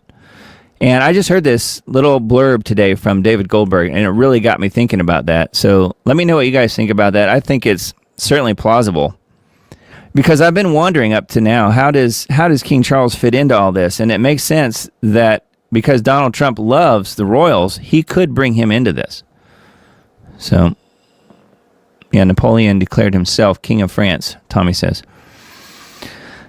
Yeah, there's that. So, anyway, I just wanted to mention all of that. Let me go back and reshare the regular screen here. It's going to look the same because I was on the same page, but I just thought that was very interesting, and especially now that this is all kind of coming out at this moment with this huge question that the world is asking about Bibi. Is he even still alive? And as of this moment, I tend to think he probably is. But it doesn't really explain why they made the AI video a couple days ago. Unless he's not in the country. Perhaps Bibi is alive and well, and he is in some other country, which is very possible. I don't know. All right. This is Richard Sauder Substack. It'll be so much worse in World War II. So this is a follow-up sort of thing, a little bit more information. A Substack that I came across earlier today and just thought I would mention it. Again, if you guys are interested in looking at this, I will link to this particular article in my Substack post that I put out on Tuesday. Possibly Wednesday, it just depends on my schedule, but it will be this week for sure. I've been trying to tell people for at least the last 10 years how deeply satanic the entity /thing /fake persona known as Donald Trump and the very evil petrodollar /Hollywood /CIA /Wall Street /Red, White, and Blue /Pentagon /USA with S's dollars Inc. world strangling system really are. I meant to say that this thing called the President of the United States and the Red, White, and Blue USA Inc. global system are sinister, loathsome, and vile to a planet-threatening degree. My efforts to alert to the broader public have gotten me almost killed. This is Richard Sauder saying this. As well as 100% blacklisted by mainstream news and also blacklisted by a big chunk of so-called alternative media. All right, let me skip down to where he's saying what's going on here.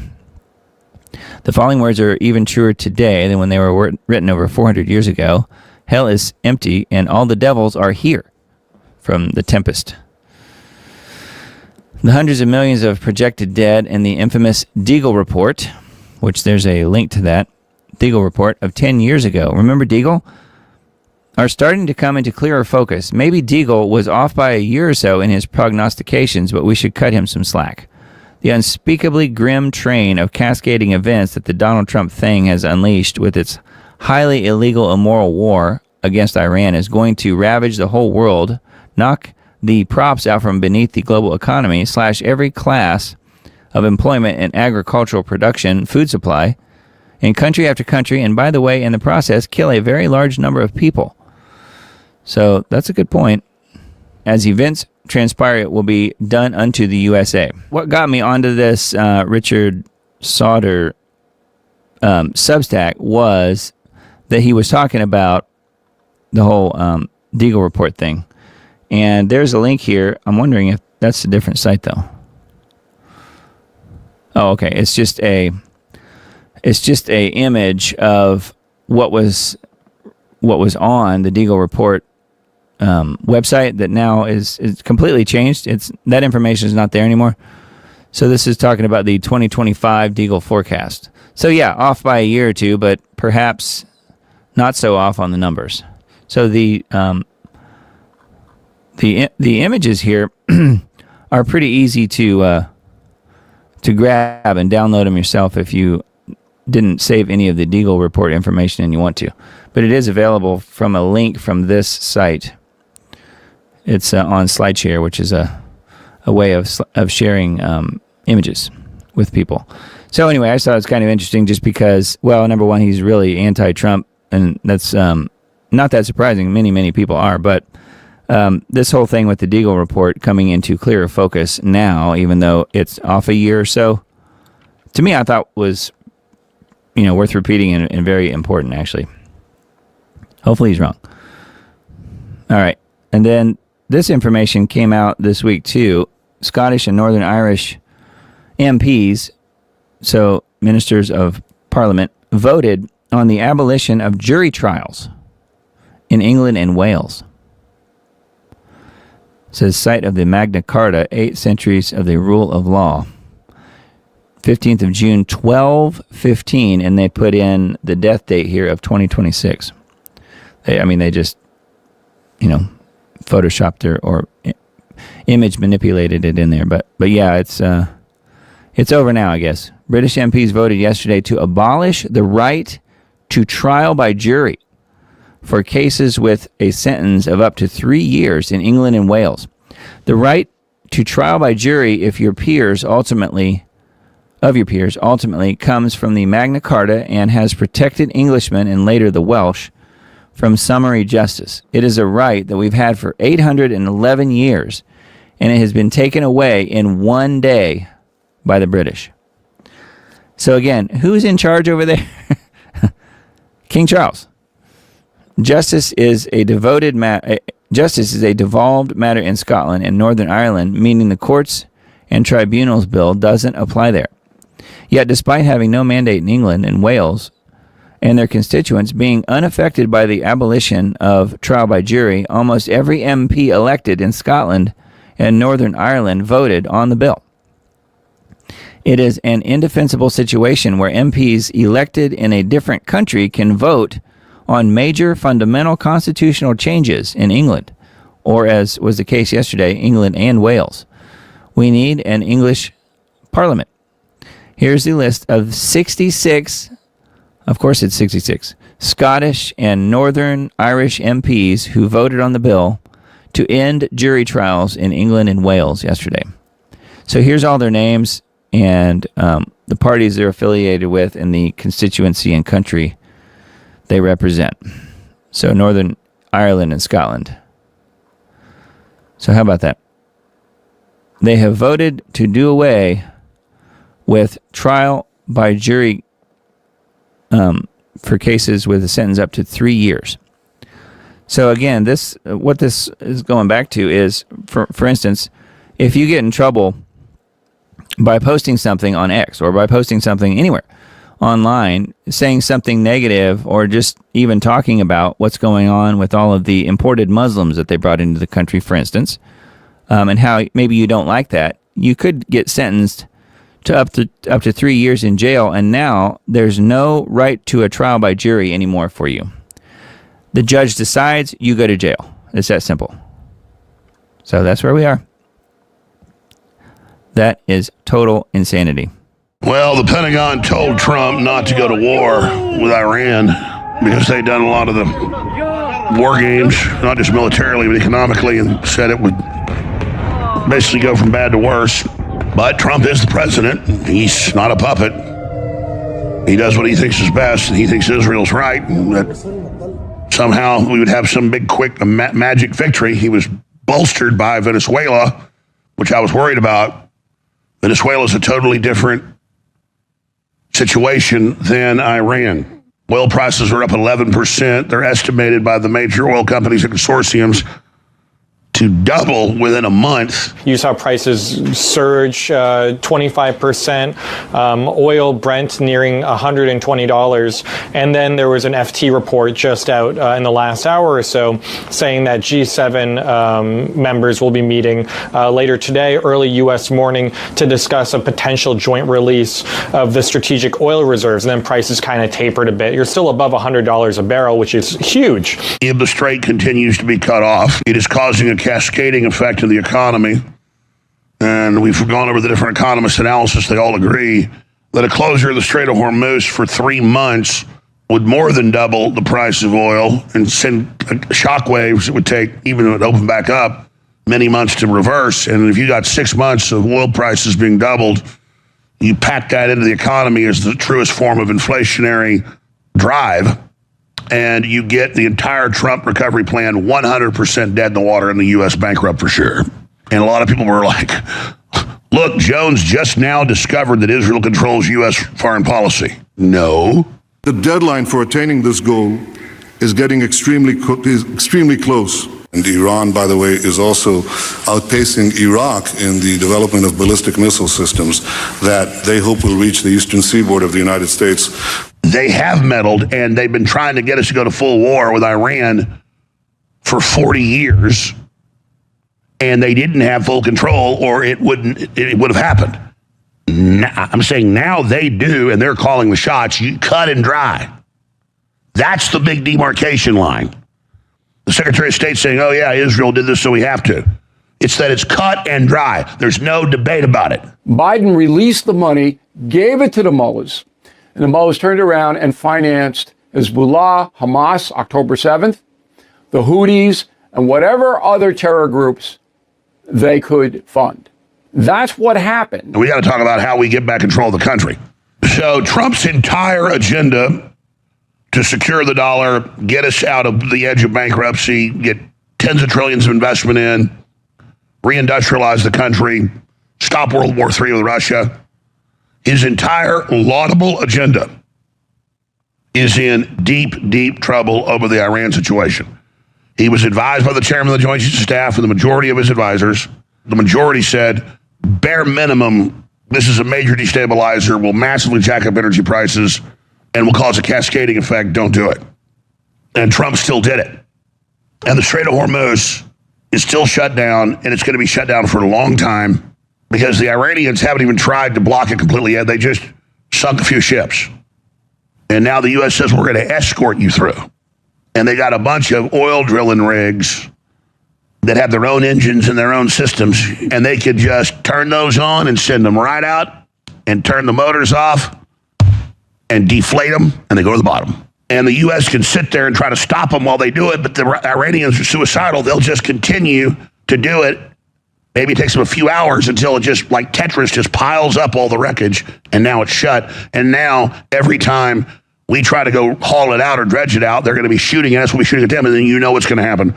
We've got to send in troops just to secure the IRC headquarters. That's where that little tip sticking down from Iran, that peninsula, that's where the IRC headquarters is, right across from that tip, right on the other side of that island. They got all their bunkers and all their secret bunkers and all their spider holes and all their weapons, and they got trap doors with good old-fashioned artillery, heavily militarized on both sides, and all they got to do is roll it out, and they can sink whatever they want. So that's called putting yourself in checkmate. Yeah, well, you can kind of tell that Alex is a little more pro Trump, thinking that that Trump had our best interests in mind while he was doing all of this, and I think many people are realizing that might not exactly be the case. But I thought it was a good video, and it makes some good points about the whole Strait of Hormuz thing and what could unfold. So, anyway, next few articles I have pulled up. 8 Arab and Islamic countries condemn Israeli closure of the Al-Aqsa Mosque. So did you guys know that that Israel closed the mosque on the Temple Mount? For the past 12 days, Israel has closed the Al-Aqsa Mosque and restricted movement in the Old City of Jerusalem. So this is dated March 12th, so 3 days ago. A view of the Dome of the Rock in the Al-Aqsa Mosque compound pictured in the Old City of Jerusalem, March 6th, 2026. So it says Qatar, or some people say Qatar, Jordan, Indonesia, Turkey, Pakistan, Saudi Arabia, Egypt, and the UAE have condemned Israel's continued closure of the Al-Aqsa Mosque during the Muslim holy month of Ramadan for the 12th consecutive day. Wow. A statement published on Wednesday, the foreign ministers of the 8 Arab and Islamic countries and said that Israeli restrictions on Palestinian access to the Old City of Jerusalem and its places of worship constituted a flagrant violation to international law, including international humanitarian law, the historical and legal status quo, and the principle of unrestricted access to places of worship. So, wow. Closed the mosque. I wonder how long they're going to leave it closed. Statement added that the entire area of the Al-Aqsa Mosque was exclusively for Muslims, that the Jerusalem Endowments and Al-Aqsa Mosque Affairs Department, affiliated with the Jordanian Ministry and Islamic Affairs, is the legal entity with exclusive jurisdiction. So somehow this is all going to have to change for them to build their third temple, if that's what's going to happen, which sure seems likely. So interesting that they closed the mosque, and it will be also worth watching to see what happens with that. It could be that they'll close it for a while and then reopen it, which I tend to think is probably what will happen, but if they don't, we can pretty much guess what they might have in mind. They may never reopen it, if that were the case. All right, I've mentioned this Substack before, Insight to Insight. Insight to Insight. Israeli law to punish Christian worship at a holy site with 7 years in prison. 7 years in prison for praying to Jesus, ? A bill passed its first vote last month that would hand Israel's ultra-Orthodox chief, rabbinate, absolute authority over the Western Wall, which, as we know, talked about many times, is part of the old Roman fort. It's not at all part of the old temple. And criminalize unauthorized worship with up to 7 years in prison. The same institution has tried to outlaw the gospel in Israel for 30 consecutive years. American evangelicals are funding the government pushing this. We have the details. Also, we'll discuss the Warhawks lying about Tucker's claim that unconditional surrender and ask why there's a mass migration out of the Jewish homeland and what it means about the Zionist experiment. So this makes some interesting points for sure. 7 years in prison for praying to Jesus at the Western Wall. I'm looking to see if there's any other information here. February 25th, the Israeli Knesset advanced a bill by a vote of 56 to 47 that would give the ultra-Orthodox absolute legal authority over the so-called Jewish holy sites. Yeah, and that includes the Western Wall. So it looks like they're trying to basically outlaw Christian prayer in that area. Is that surprising? No, not if you believe that this truly is the end times. I don't think it's that surprising. Not to me, anyway. Brightlearn.ai, revolutionizing self-publishing with AI-generated books. But it's not all bad. I like this idea, what Mike's doing here. Brightlearn AI is a revolutionary free AI platform developed by Natural News founder Mike Adams that enables users to generate fully formatted books, including citations and cover art and PDFs in minutes. It focuses on decentralized knowledge, bypassing big tech censorship and supporting independent authors. It says, unlike mainstream AI tools like ChatGPT, Brightlearn AI explores taboo topics like natural medicine, suppressed history, and geopolitical truths without corporate bias, operating on open source principles.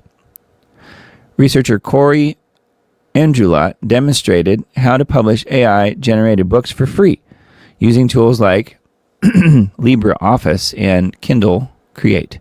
Steps include formatting, cover resizing, and transparency disclosing AI-generated content, which you definitely want to do that because you wouldn't want to put out a book and say, and claim that you wrote every word when clearly you didn't, AI did. So yes, transparency disclosing AI-generated content. The platform challenges the corporate-controlled publishing industry by eliminating gatekeepers and reducing costs. No editors or designers are needed, and allowing uncensored content on controversial topics. While AI assists creation, authors must verify facts, especially on critical topics, to combat misinformation. Brightlearn.ai shifts power to independent truth tellers, aligning with Adams's belief that access to knowledge is a fundamental human right. So anyway, and it talks about how to do this. So if you're interested in publishing your own book, could be about anything. You can do this for free using Brightlearn.ai. And this article details exactly how to do that. And I'll show you guys what I put out. I mentioned it before. This is my Twitter account that I've had for a long time that I use for music business related stuff, because that's what I do day in and day out. I'm in the music business, have been for many years, and I don't actually do live streaming and news and talking about end times for a living. No, this is just a fun thing that I do on the side. Fun in quotes. It's a lot of work. But now I do music stuff, and this is the free book that I put out using Brightlearn. And it did an amazing job on this book. It's called Unlocking the Soundtrack, The Musician's Guide to Licensing, Royalties, and Music Industry Success. So it actually came up with the cover, and it generated all the content for me. I just wanted to try it and see what it would come up with. Here's the book here. You can download it. I've had a few people download it already.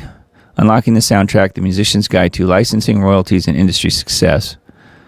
Unlock the secrets to a thriving music career with, and then this book is what it's talking about. This comprehensive guide is your roadmap to navigating complex world of music licensing, offering practical insights and strategies to help you maximize your music's potential and build a sustainable career. Dive into the fundamentals of music copyright and ownership, and discover how licensing can create long-term revenue streams that go beyond traditional sales. So it goes on and on. It talks about this stuff.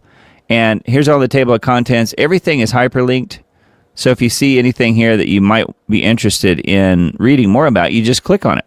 And it takes you right to that point in the book. It's all done for you, which is amazing. Now, you do have to be a fairly good prompt engineer. You have to kind of come up with what you want it to talk about and then verify what it's going to spit out, essentially. But it was done. I had this whole book created, 600, it was 16 chapters, and 600 and some pages. I had this whole thing generated for me by Brightlearn in 30 minutes, something like that. I think I had an hour in it total. But it took 30 minutes basically to generate it. And you can download this as a PDF. It's totally free. I don't sell it. I suppose you could. There's probably a way to monetize it. But I figured, that it's their computer system generating it. I'm not going to try and make any money on it. I just wanted to give it away as good information, and information that I have looked over myself and can kind of put my stamp of approval on. And that's kind of where it ends for me. I mean, I'm using it more as a way of, in a way, I guess you could say, marketing what I'm doing and just giving it away. But it's not a physical book; it's a PDF. Anyway, I thought that was kind of cool, and I wanted to mention that to you guys. This is what I did, but you can make a book about literally anything. So feel free to have a look at that if you guys are interested. All right, and then let's see here. U.S. Energy Secretary says Iran war will certainly come to an end in the next few weeks or even sooner. So we keep getting this mixed message from the Trump administration. U.S. Energy Secretary Chris Wright joined Kristen Welker on Meet the Press Sunday, telling Americans the war with Iran will certainly come to an end in the next few weeks, and it could be sooner than that. So, is he a liar, or does he know something that Trump doesn't know, or what? Because they're all saying it's going to take, a long time, and then they'll turn around and say, no, it's going to be over in a few days. So I guess it just keeps people off balance a little bit. And then that way, when whatever happens, when the unexpected happens, they'll say, see, we told you that's what would happen. When they've said every possibility of what could happen. So they can never be wrong, I guess. The Hormuz checkpoint claims next victim, world's largest aluminum smelter. cuts capacity. So this one got me thinking. Listen to this. It says the disruption in the Strait of Hormuz is no longer just an energy story. It's now spreading into industrial metals. You know where I'm going with this, don't you? The world's largest single-site aluminum smelter in the Middle East cut its output by about 20% on Sunday, making yet another troubling development for the global economy. The disruption in the Strait of Hormuz is no longer just an energy story. It's now spreading into industrial metals. These second and third order effects could soon disrupt global supply chains and tighten aluminum availability, thus pressuring higher prices. So I'll stop right there. I wonder if that means that some of the nano aluminum that is used in the geoengineering programs could be harder and harder to get. So that by itself is not a bad thing, if that is the case. So I don't know, just something I thought of. So if this affects that in a negative way, that's a plus. If companies like American Elements, for instance, here, let's look it up. We've looked at this before. This, we've determined, Mr. Dane Wigington determined that this company is actively involved. And you can see here on the table here that aluminum is one of their materials that they deal with. And if you go to the page about it, you can go down here, I forget, nanomaterials, I guess.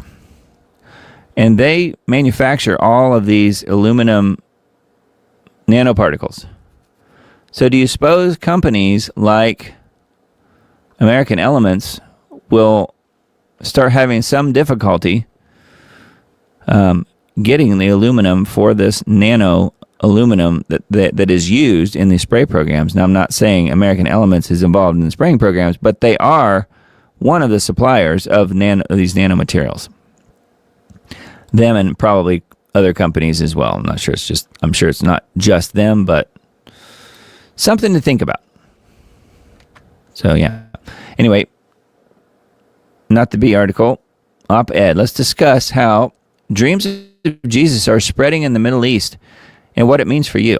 Every once in a while, you see a story that makes your hair on your arm stand up. Not because it's sensational, not because it's unbelievable, but because precisely the opposite. If the God of the Bible really is who he says he is, then this is as plausible as it is moving. Watch this news clip from Pastor John Howerton's interview with Iranian-American evangelist David Nasser. Nasser recounts one of the many reports circulating for years among Christians working in the Muslim world. So I don't have this queued up, but he's talking about, let's see, a man in white appearing to Muslims in their dreams, a man in white. So, and of course that's Jesus. Dreams of a mysterious man in white who later turns out to be Jesus. Let's be honest, stories like these are often met with raised eyebrows in the West, but for Christians who know Scripture, they aren't surprised at all. The Bible is filled with moments where God breaks into human lives to reveal himself, sometimes through visions, sometimes through dreams, sometimes through circumstances arranged so precisely they leave you speechless. At a time when countless prayers are being offered about the turmoil unfolding across the Middle East, stories like this serve as a reminder of what our highest prayer for that region ought to be, that God would draw men and women to himself through Christ. For believers, national rivalries and geopolitical conflicts are real, but they come in a distant second to something far more urgent: the salvation of lost souls.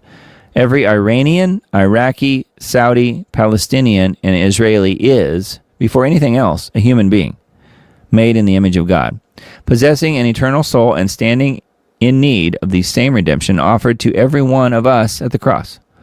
Yet the most striking part of Nasser's reflection isn't the dream itself, but what it reveals about the way God chooses to involve human beings in his work. And that begins with a humbling reality. God doesn't need us. That may sound blunt, but it bears saying because it reveals something beautiful about the way God relates to his people. Obviously, the God who created the universe with just the spoken word is not sitting in heaven hoping human beings will help him accomplish his plans. He is capable of doing anything he wants, whenever he wants, without the involvement of a single missionary, preacher, or witness. And yet, in his providence, he chooses to involve us. That's what makes this story so striking. The same God who can reveal himself in dreams could just as easily bring someone to faith there in the dream itself. Instead, he also placed a Christian in the room at precisely the right moment to speak about Christ, not because God required his help, but because God gave him the privilege of being used. I think this is pretty amazing stuff. This may be one of the most astonishing realities of the Christian faith. The Lord of the universe invites ordinary people to participate in his redemptive work. He allows flawed, fragile human beings to become vessels through which another person hears the message of salvation. It's hard to imagine a greater honor than that. To be used, even briefly, as an instrument through which someone is nudged closer to salvation in Christ is a gift beyond measure. Which is why stories like this should leave every Christian with the simple but profound realization that at any moment we may find ourselves stepping into a divine appointment. God may have been preparing someone's heart long before we arrived. He may have been working through circumstances we cannot see. He may have been stirring questions about, or doubts, or even dreams.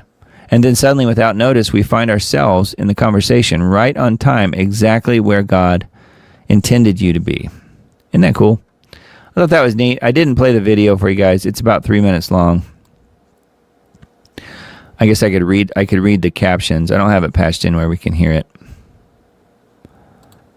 Let's see here. So he's saying that the man in white is appearing to Muslims in their dreams. No one, and I mean no one, is beyond the reach of the living God. Well, it doesn't look like it's loading. Well, anyways, I'll leave that to you guys if you guys want to watch that, but that's on Not the Bee. NotTheBee.com. It's a good site. And I guess, the opposite of that good story, we have this one. You've heard of dog and goat yoga, yeah? Well, now people are doing snake yoga. Yikes. If stereotypes teach us anything, is that yoga people are weird, but not as weird as animal yoga people. There's goat yoga, and there's a video here of these goats getting on top of these women, and this one woman gets pretty hurt. Not really injured, but hurt by several goats getting on top of her, like tromping around on her stomach and stuff. There's puppy yoga, the puppy yoga class. There's reindeer yoga. I kid you not. What is reindeer yoga? I didn't even know that was. I knew about goat yoga. That's all I knew about. But there's reindeer yoga. I don't know what that is exactly. But now there's a brand new breed of weirdness that falls solidly into the nope category. Snake yoga. Over puppy yoga, try it with snakes. You've heard of yoga with kittens and goats and maybe even reindeer, but what about a bunch of pythons and one baby Colombian common boa named Mango? No, thank you. Yeah, snake yoga. Yeah, that sounds like a worst nightmare type thing. There's a kid beating a snake up here. First snake that tries to massage me is going to straight into snake hell. Yeah, we remember how Indiana Jones did not like snakes. Snakes? Why did it have to be snakes?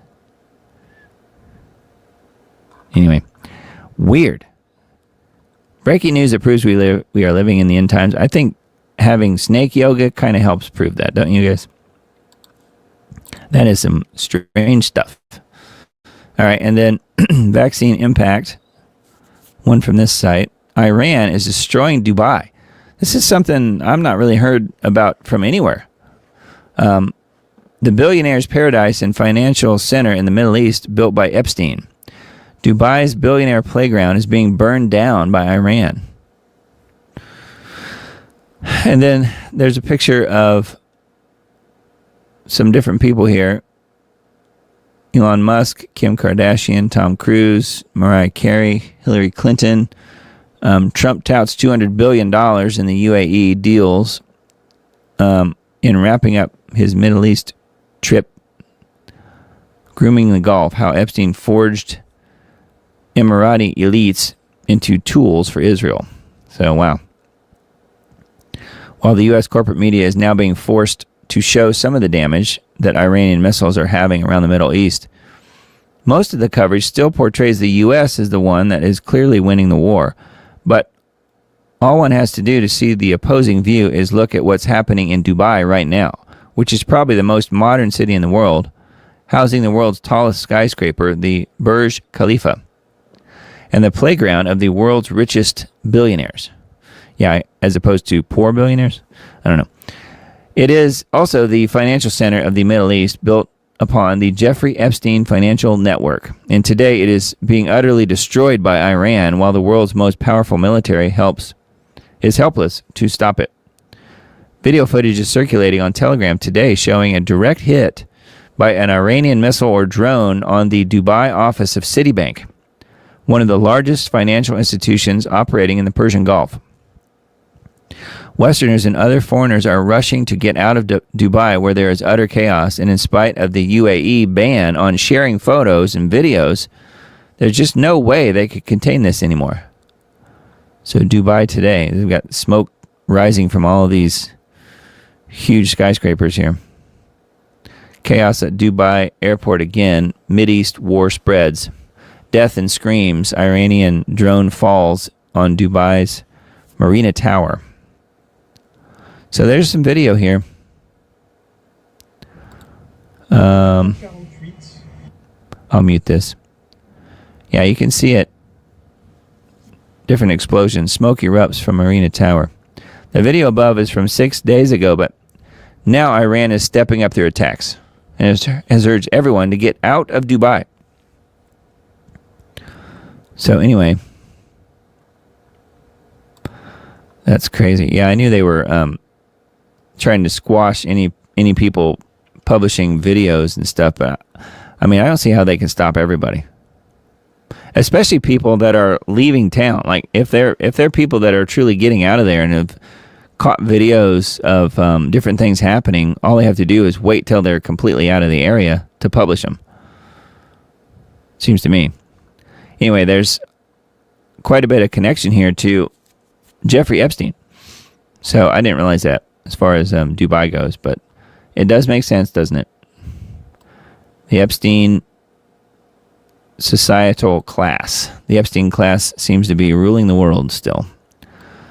Anyway, that one is a vaccine impact article. Just got a few more here. We can wrap it up. All right. So something to look forward to. Gargantuan hail superstorms. Doesn't that sound fun?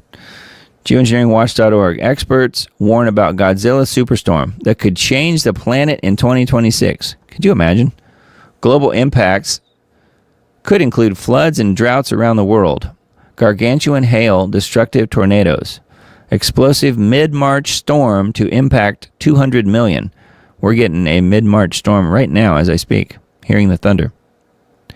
The consequences of climate engineering and climate collapse are manifesting by the day. Far worse is coming. Time to buckle up. Latest installment of Global Alert News is right here. And again, also on his Dane's Rumble channel and BitChute channel too. So, yes, important information for sure. And I wanted to, well, here, we can look at the scheduled weather here, scheduled temperatures at least. Let's see. So this is a little ways off, actually. This is 6 to 10 day outlook starting March 21st. So 6 days from now, but it's going to warm back up. And these chemical cool downs that they're in process of advancing to us right now is where we are at this moment. But you can see that's kind of by the 21st of March, that's kind of moved out of here. And we're in the, where I am, we're in the above normal bands again. So coming up, it's going to warm up, which is kind of a given. And then to further support that, here is Climate Reanalyzer. This is what's happening right now. We have the chemical cool down coming in from up north. We're 2 degrees below normal, starting really tomorrow. But I'll show you the temperatures here in a minute, and it's pretty unbelievable.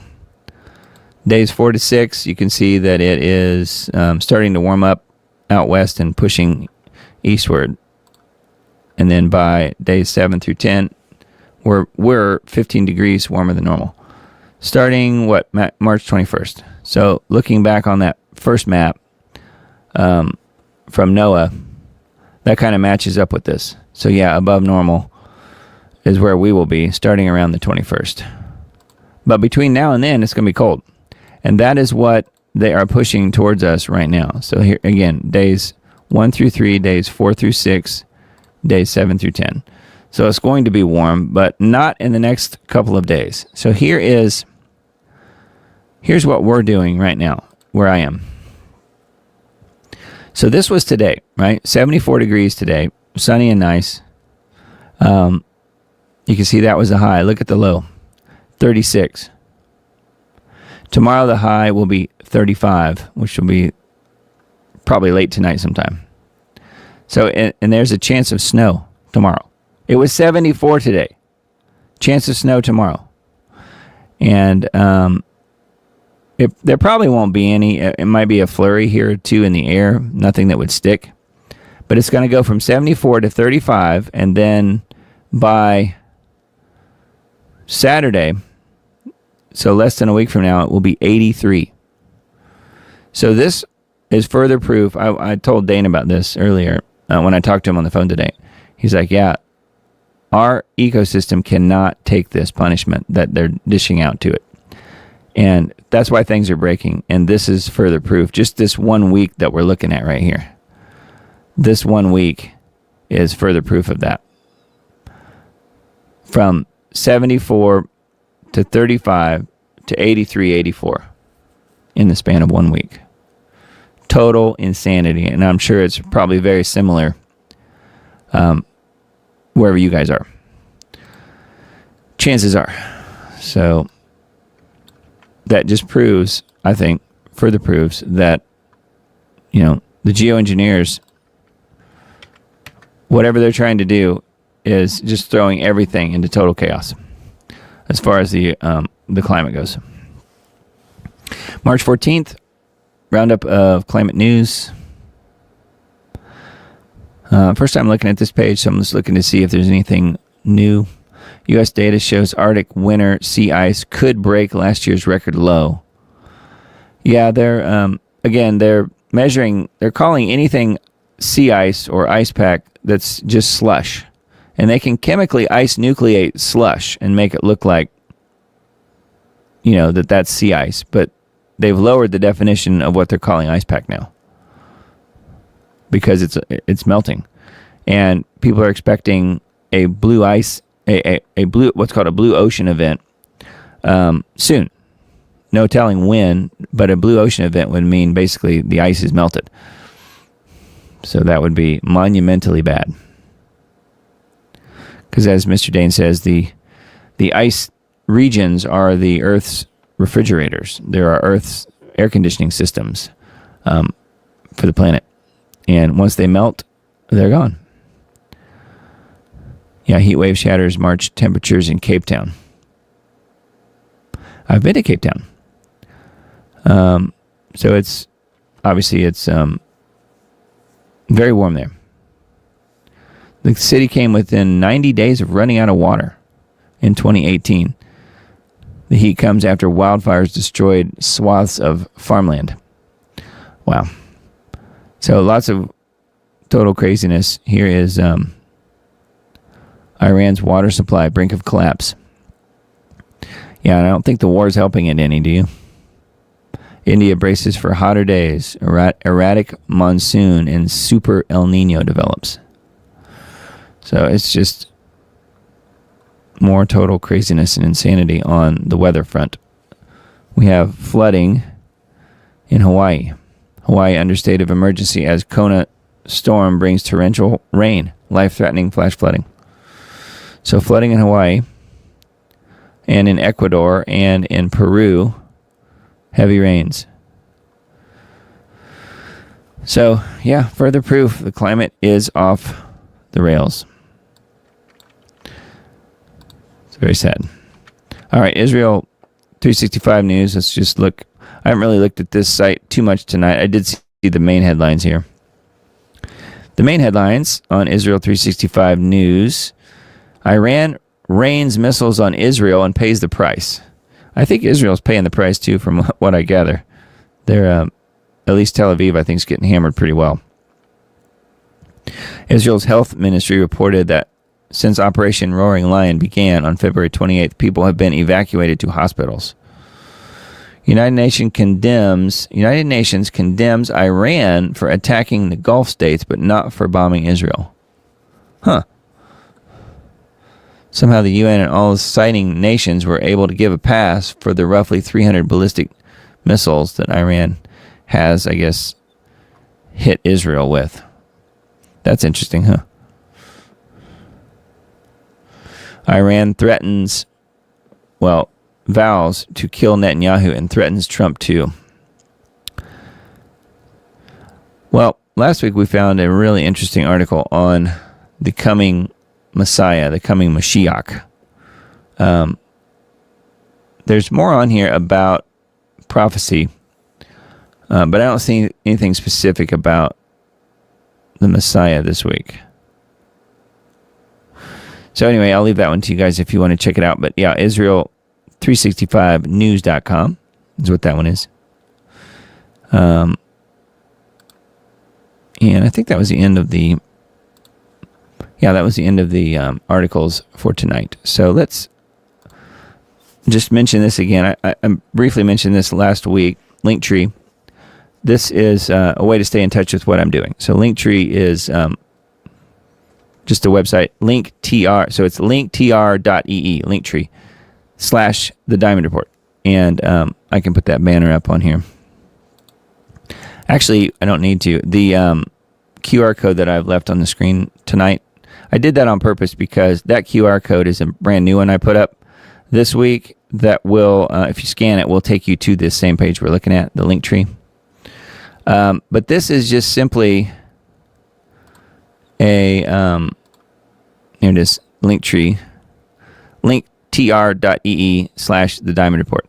So that is this page that we're looking at, and it's simply all of the different links associated with the show. Pretty much. I think that's everything. I tried to go through everything and put them all on here. So if you're interested in, where's Doug on these different platforms, that is a way to find me.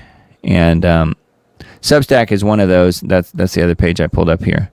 If you guys haven't looked at Substack or haven't, checked that out at all, I would urge you to go there and sign up for free to the email list. That way you'll get all of the links when I send them out on everything that I talked about tonight. So that is one possibility as far as getting on the email list. That's the only way to do that. And then as far as Linktree goes, these top two ones here are the links to help support what I'm doing. If you're so inclined, no pressure, but thank you to those who have and continue to support what I'm doing monetarily. It helps me pay the bills. And for things like software licensing and live stream, monthly payments that I have every month and things like that, that is not cheap. And I certainly appreciate the help with that. So, thank you to you guys who are helping do that. You can do that through either Subscribestar or through Substack. So if you click on any of these right here, it takes you right to it. So this is the Subscribestar page, starting at $5 a month. So that is a way to help if you are interested in doing that. So thank you very much in advance if so. And otherwise, these are all pretty much the different video platforms and I guess you could say podcast audio platforms and other social media platforms. So it's kind of all here in one place. I tried to make it easy. It's all right there, Linktree. So, again, that's probably the best way to find the Diamond Report, anything and everything. All right, let me see what you guys are saying. Let me see if I've kind of covered the... I tried to take a look at the comments as I was listening to some of the videos earlier, so I don't think there's too many that I haven't seen from early on, at least. Yeah, Matt was here from Australia, so welcome to him. And I was asking him what time it is over there. It was about 1 p.m. over there whenever we started the show tonight. So crazy how it can be, it's a completely different day over there. It's wild. Yep, Paul Harvey sure hit it on the nail, didn't he? Yep, he sure did. The first video tonight was Paul Harvey from 1965. It's so amazingly accurate. When a person is given over to a reprobate mind, odds of returning are so unlikely it might be a miracle. Yeah, absolutely. I think that has to do with Benjamin Netanyahu. Bassett was pulled out of a live interview by Trump and came back rattled. Wonder if he was told of Netanyahu's death. I did see that video. There was a post about that was shared with me on Facebook, and it didn't have a link to the video, but I did actually see that video. And to me, it didn't look like he was that rattled. I mean, maybe a little. I think he was rattled that Trump interrupted him in the middle of an interview or at the start of an interview, and he had to go talk to him and come back. Who knows what it was about? But it could be that. Timing-wise, it would kind of make sense. Matt says, if Bibi went to KFC, he'd have 6 fingers. He'd have 6 fingers to lick. That is funny. That is true. Betty says, a dissertation by Paul Harvey was so spot on, prophetic, still being ignored. I know.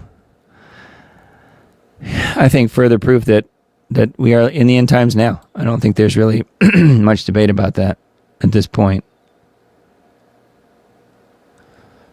Matchik's here. Greetings from Virginia.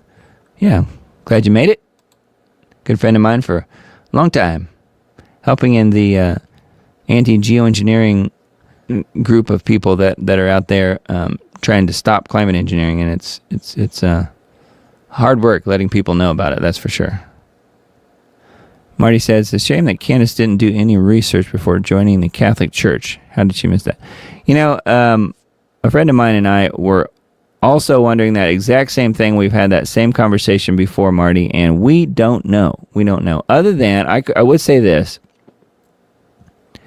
Her husband is Catholic. So therefore, there's probably a good chance she just didn't research it that much. And maybe didn't know that much going into it. And they got married pretty quickly. I do know that. Like they weren't engaged very long. They just got married almost straight away. So, yeah. I don't know how she missed that. But I think she's pretty invested at this point. So, I don't know. It's too bad. Mark says, Bigfoot is connected to UFO activity. Okay. All right. That's good. Good to know. Yes, UAP. Not UFOs, UAP. That's funny. Imagine That says, the figure in the famous 1967 Patterson-Gimlin film, often considered the foundation of modern Bigfoot lore, is depicted as a female, nicknamed Patty. Wow. I did not know that. Has to be February, March, or August, September for it to work. It's the fear of the nuke rather than the actual bomb that they have pushed on all of us these years. Yeah, I think, it's maybe both. We have Yowie men in Australia, same as Bigfoot. Wow, okay, Yowie men. That's funny, I've never heard of Yowie men before, I don't think.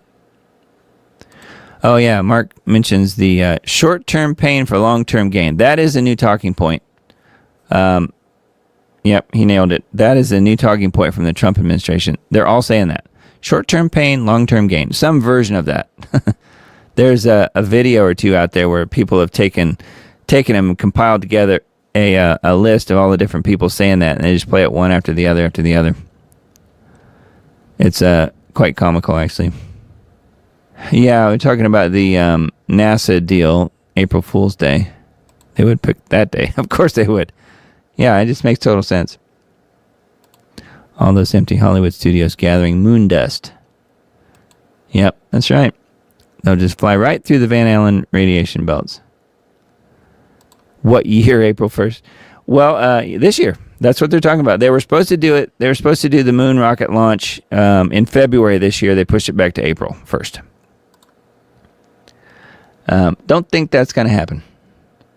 Now, they could launch. I think they probably will have to launch at some point. Otherwise, people will really start laughing at them even more. But, yeah, there you go. Hope the new rockets have had their booster shots. Yep. Good point. But, yeah, it seems to me like they would have to launch at some point. But once they do, once they're in low Earth orbit, they can tell us anything they want. How are we going to know? What does Buzz Aldrunk say? I don't know. I know old Buzz isn't doing too well health-wise. He's in his 90s, I think. And we did a report on him, I don't know, maybe a month ago or more. And, yeah, he wasn't doing very well.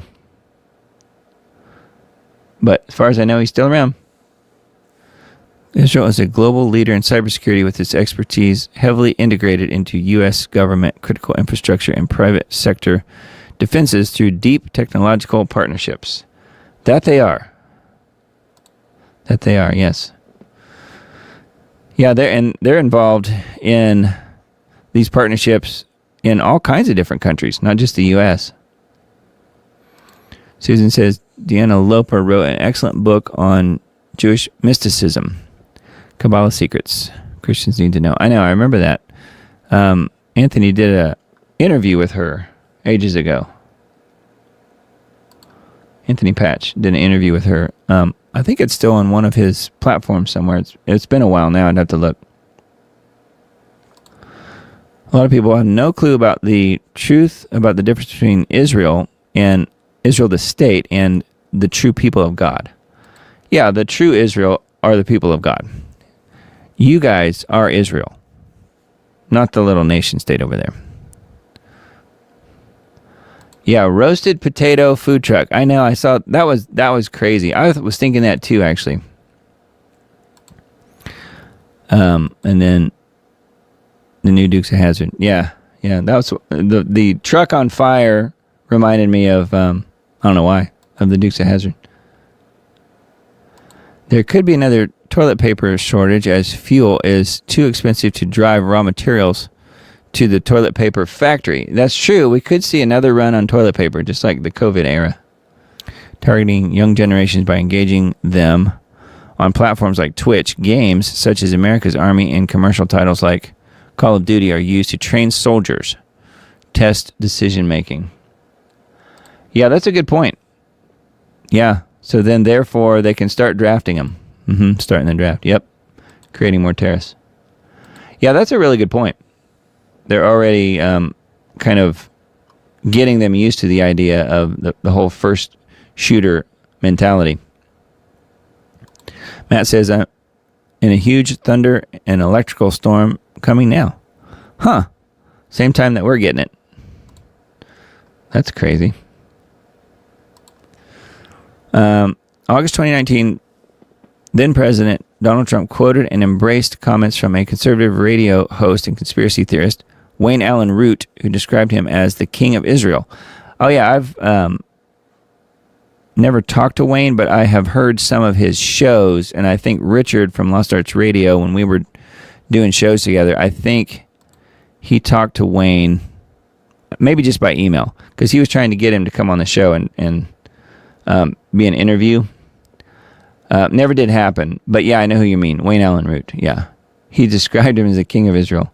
And Wayne Allen Root, of course, is Jewish. I don't know. Tommy says, plausible. I think that's probably on what I said with Trump declaring himself king and then bringing in the actual KC3 king to be the Moshiach.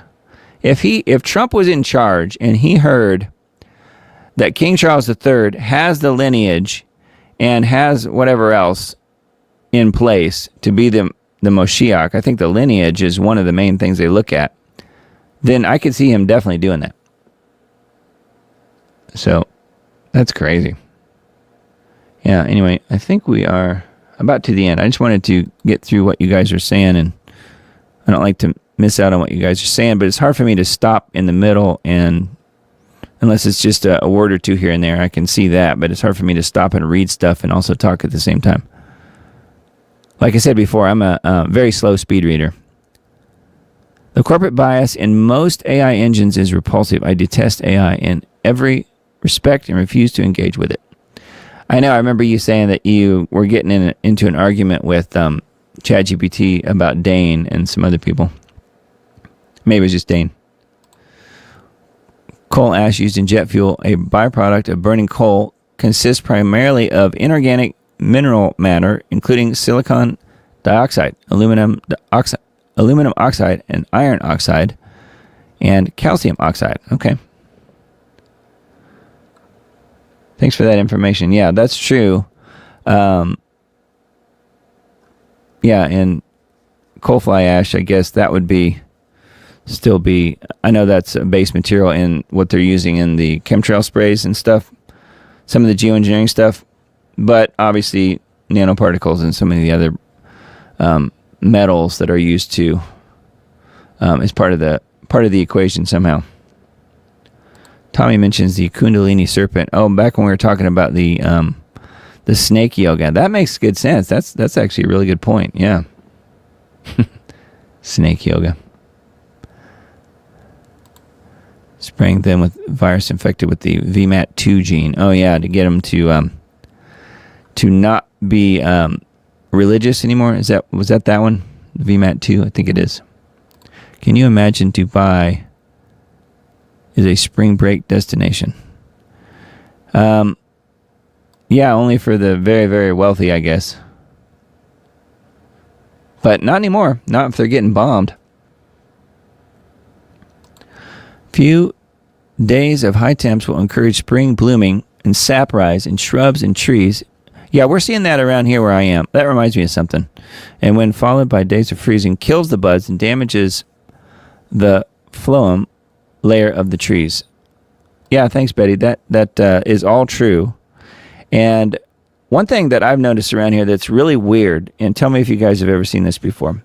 So we had this freeze back the last couple days of January, the freeze that just completely shut down Nashville for several days, several weeks in some areas of town where there was no power. And where I live, it shut our power off because of trees being downed and taking down the power lines and stuff. Our power was out for 5.5 days. Now we have a generator. We were able to make things work. It was okay. But none of our neighbors were around because nobody else had generators, and they all had to go to hotels for most of those 5 days in the freezing cold because it was bitter cold. Well, needless to say, there are still trees down all over the place. Many of them have been cleaned up at this point. But there's still piles of trees here and there. So what I've noticed is, and this is weird, the piles of dead trees, some of them, even though they're completely broken and just laying on the ground, are still blooming. Like there'll be blossoms on them or leaves budding out on these trees. Is it because there's still sap in the trees somehow that is allowing this to happen? Is that how that works? I don't really know my trees to know if that's why, but I've never seen that before. I've never noticed that trees that are broken in half, laying on the ground, not connected to the earth anymore, are still blooming. That is so weird. I've noticed that several places around town here. And it's the first time I think I've ever seen it. I should ask Dane about that too. Anyway, I'll get down to the bottom here in a minute and I will see if you guys say anything about that. But I had never seen that before. I thought that was really odd. Actually, I'm at the bottom. I don't see anything about that. Okay, well, maybe you guys don't know. I'll ask Dane about that because he's like a tree expert. Here we go. Trees are triggered by temperature and time of year and will bloom until they're dehydrated. Okay, so there must still be enough water in them somehow to allow the blooming to occur, I guess. Yeah, that's really weird. And Susan says, thank you, Doug, for always sharing all the relevant information. Much love and prayers for all. So anyway, blessings to you guys. Hope it's a really good week for you all. And stay warm if you're about to be really cold like I am, where we are, at least for a couple days. And then it'll be like 90 degrees again, almost. So looking forward to that. So blessings, you guys. Love you guys lots. And keep the Lord front and center in your life. That is the best thing you can do. And I'll continue to pray for you guys and just ask that you keep me in your prayers as well. It's always wonderful for you guys to do that. And I've heard several people tell me that they pray for me and my family and stuff. And that just really means a lot to me. As a fellow believer, it's just so cool to know that other people are out there also praying for you. You know, you have family and people close to you that do that, but just to have other people that you only casually know or sort of know be praying for you because they're believers too just means a lot, I think. So I will try and do that for you guys as well, and know that I'm here if any questions come up. So feel free to leave comments on videos or any places like that, or in the band group. And the band group is now linked on the Linktree page there. You can see it about the fifth one down on there. Diamond Report Community on Band. So that's a good place to go if you are not already in the group. If you need any sort of prayer requests, things like that, or you can just simply post some of the things that you're looking at and share them in the group. It's always a fun thing to do. So anyway, blessings, you guys. Love you lots, and we'll talk to you again real soon.